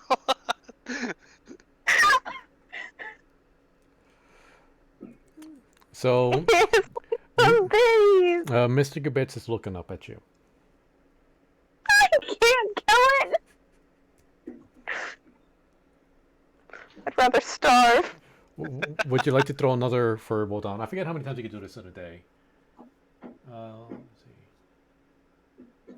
Companions. I think I can just keep I don't know. Oh, you could do it 3 times a day. I will throw down one more ball and that is it. Okay.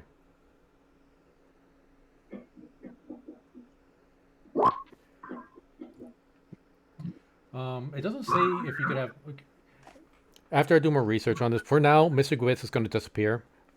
I think you could have more than one, but I'm not positive. And 8, a giant elk appears. That is something we can eat. Like, this elk is the size of like a draft horse. Are you going to attempt to kill it? Hold on, I'm looking something up. Gray bag of tree. Yeah. So are you going to kill Sorry. the giant elk? I'm looking to see if Kabit still exists. Well, for now, are you going to try to kill the elk?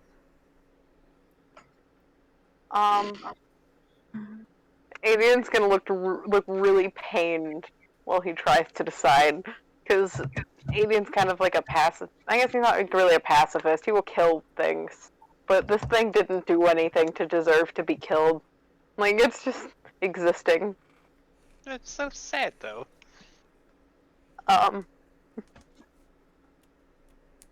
Avian will look to the bear and ask him to do it. Khan, Yes. will you slay the giant elk? The giant elk? Yes. The one that Adian just summoned with her furry balls. Yes. I will. I wish I hadn't already started on the comic. Damn it. Okay, Khan, you try to make this quick. You try to decapitate the elk, and once your blade sinks in, it vanishes. No. Yes, when they reach 0 hit points, they just vanish, leaving nobody behind. Aww. Except the blood on your hands. Okay. A bear. Expect. Hey. Bear gotta eat. I mean, like, hey, don't look down on the hunters. They feed us. Okay, so, you guys are out of food. You are able to get water thanks to Adion. And, in the distance, like, you can see, like, a faint light. Like, you recognize this light as light that kind of glows off of a fungus. And for the most part, you guys know that you have been foraging fungus every once in a while to try to keep your food levels up. When you approach, it's like it kind of opens up more. It's like this. In fact, let me just load this page for you. Not the mushrooms, not the mushrooms, not the mushrooms. No, no, no. This large field of mushrooms and a path. You guys should see it right now, right? Yeah. Yeah. It opens up to you. You don't see it here, but you kind of see some figures kind of like harvesting in the fields. When you get closer, you see like a multitude of different types of creatures. You see like humanoid creatures, like of all kind of shapes and sizes. You actually see hookers out here harvesting and quick-offs. But they're kind of moving like a very mechanical motion. And when you look closer, there is a type of spore that's growing off their flesh. Um,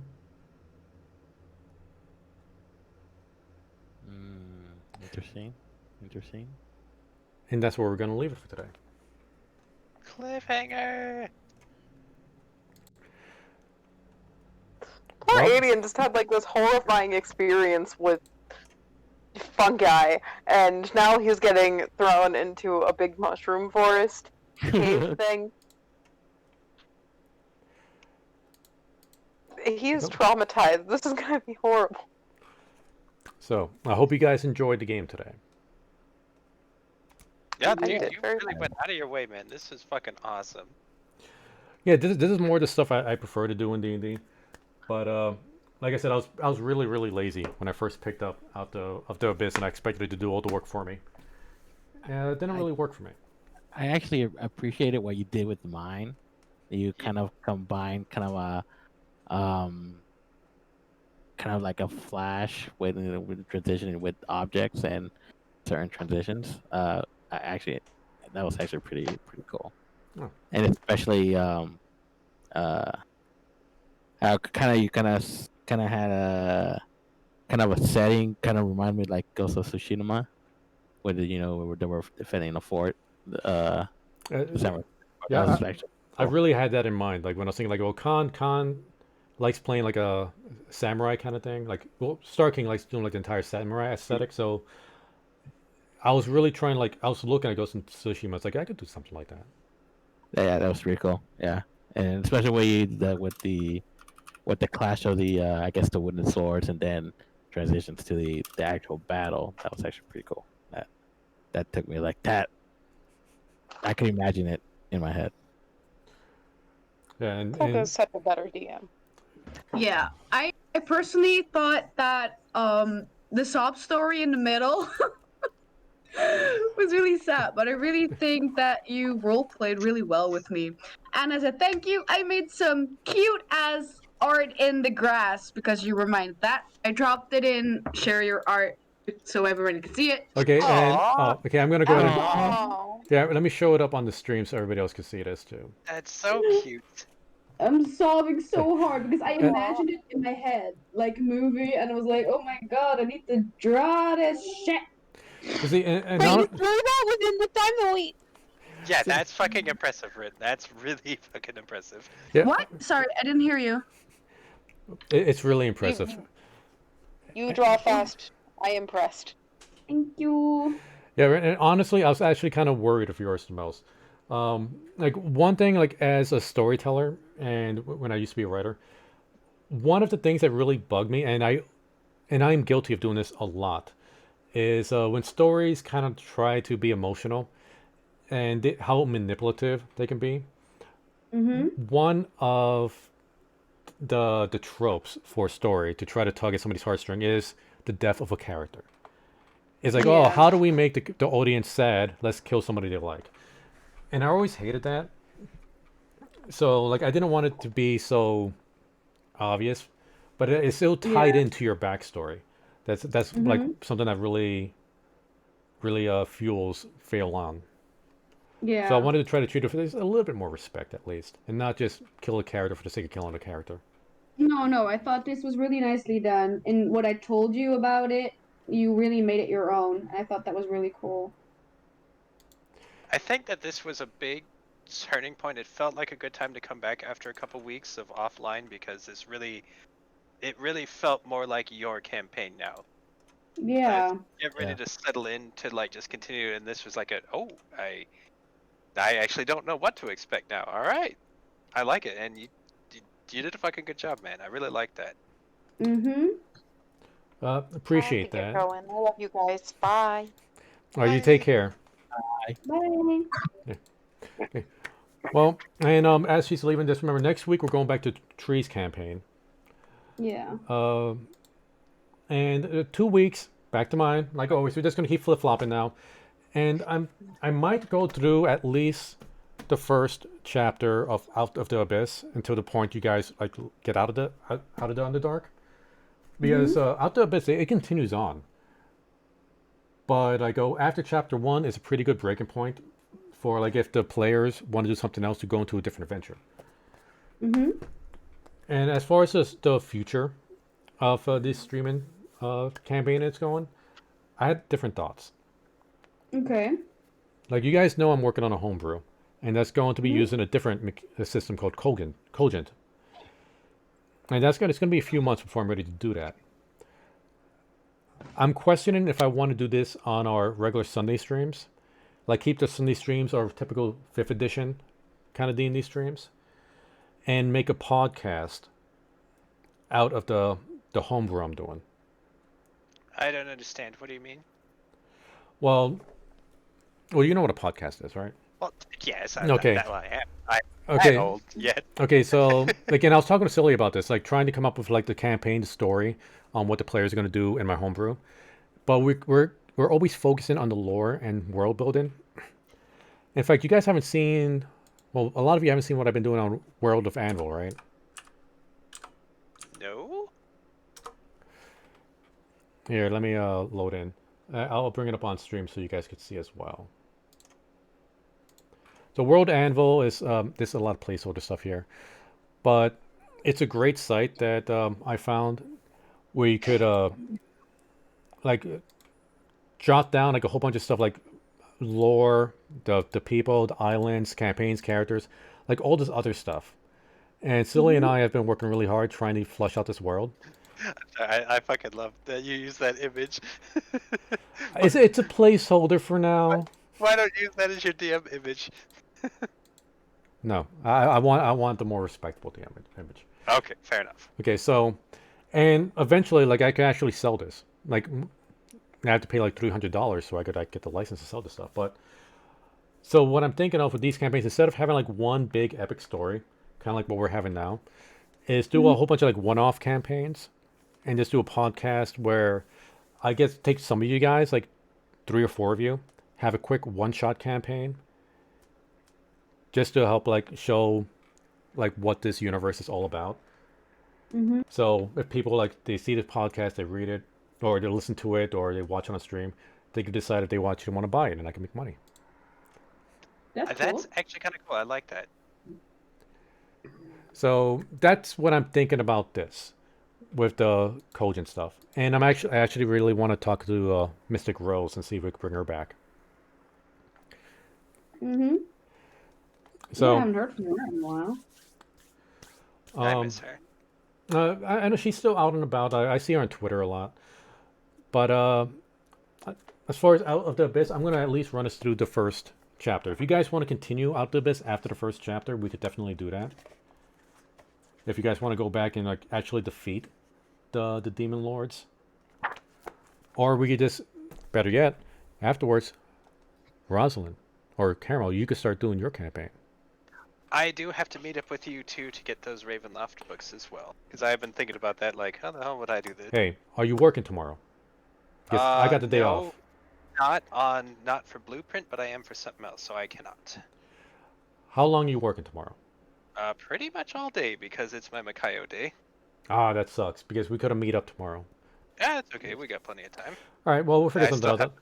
But I'll have to think up what the fuck I want to do. yeah, but that's gonna be months from now. I just wanted to give you guys a heads up, some ideas I planned in my head. And yeah, if you guys want to be a part of it, definitely, I would love to have you guys. We might be doing the Cogent stuff though. That might be on different days, maybe not all on Sunday, because for that, I want to do it like much more in a professional manner. And so I need to make sure like I get people like who are going to definitely be there on the time needed. And I know like the worst thing, the biggest enemy to D&D are schedules. So, Well, I did, in fact, manage to switch my shift so I have every Sunday off. yeah, which is excellent. But you know, like I said, that's like months from now. For now, I want to say thank you to everybody that showed up. Thank you to everybody that viewed the stream. Hope you guys had fun. And I'll see you all next time. Later. Yeah. Yay. Bye. Bye.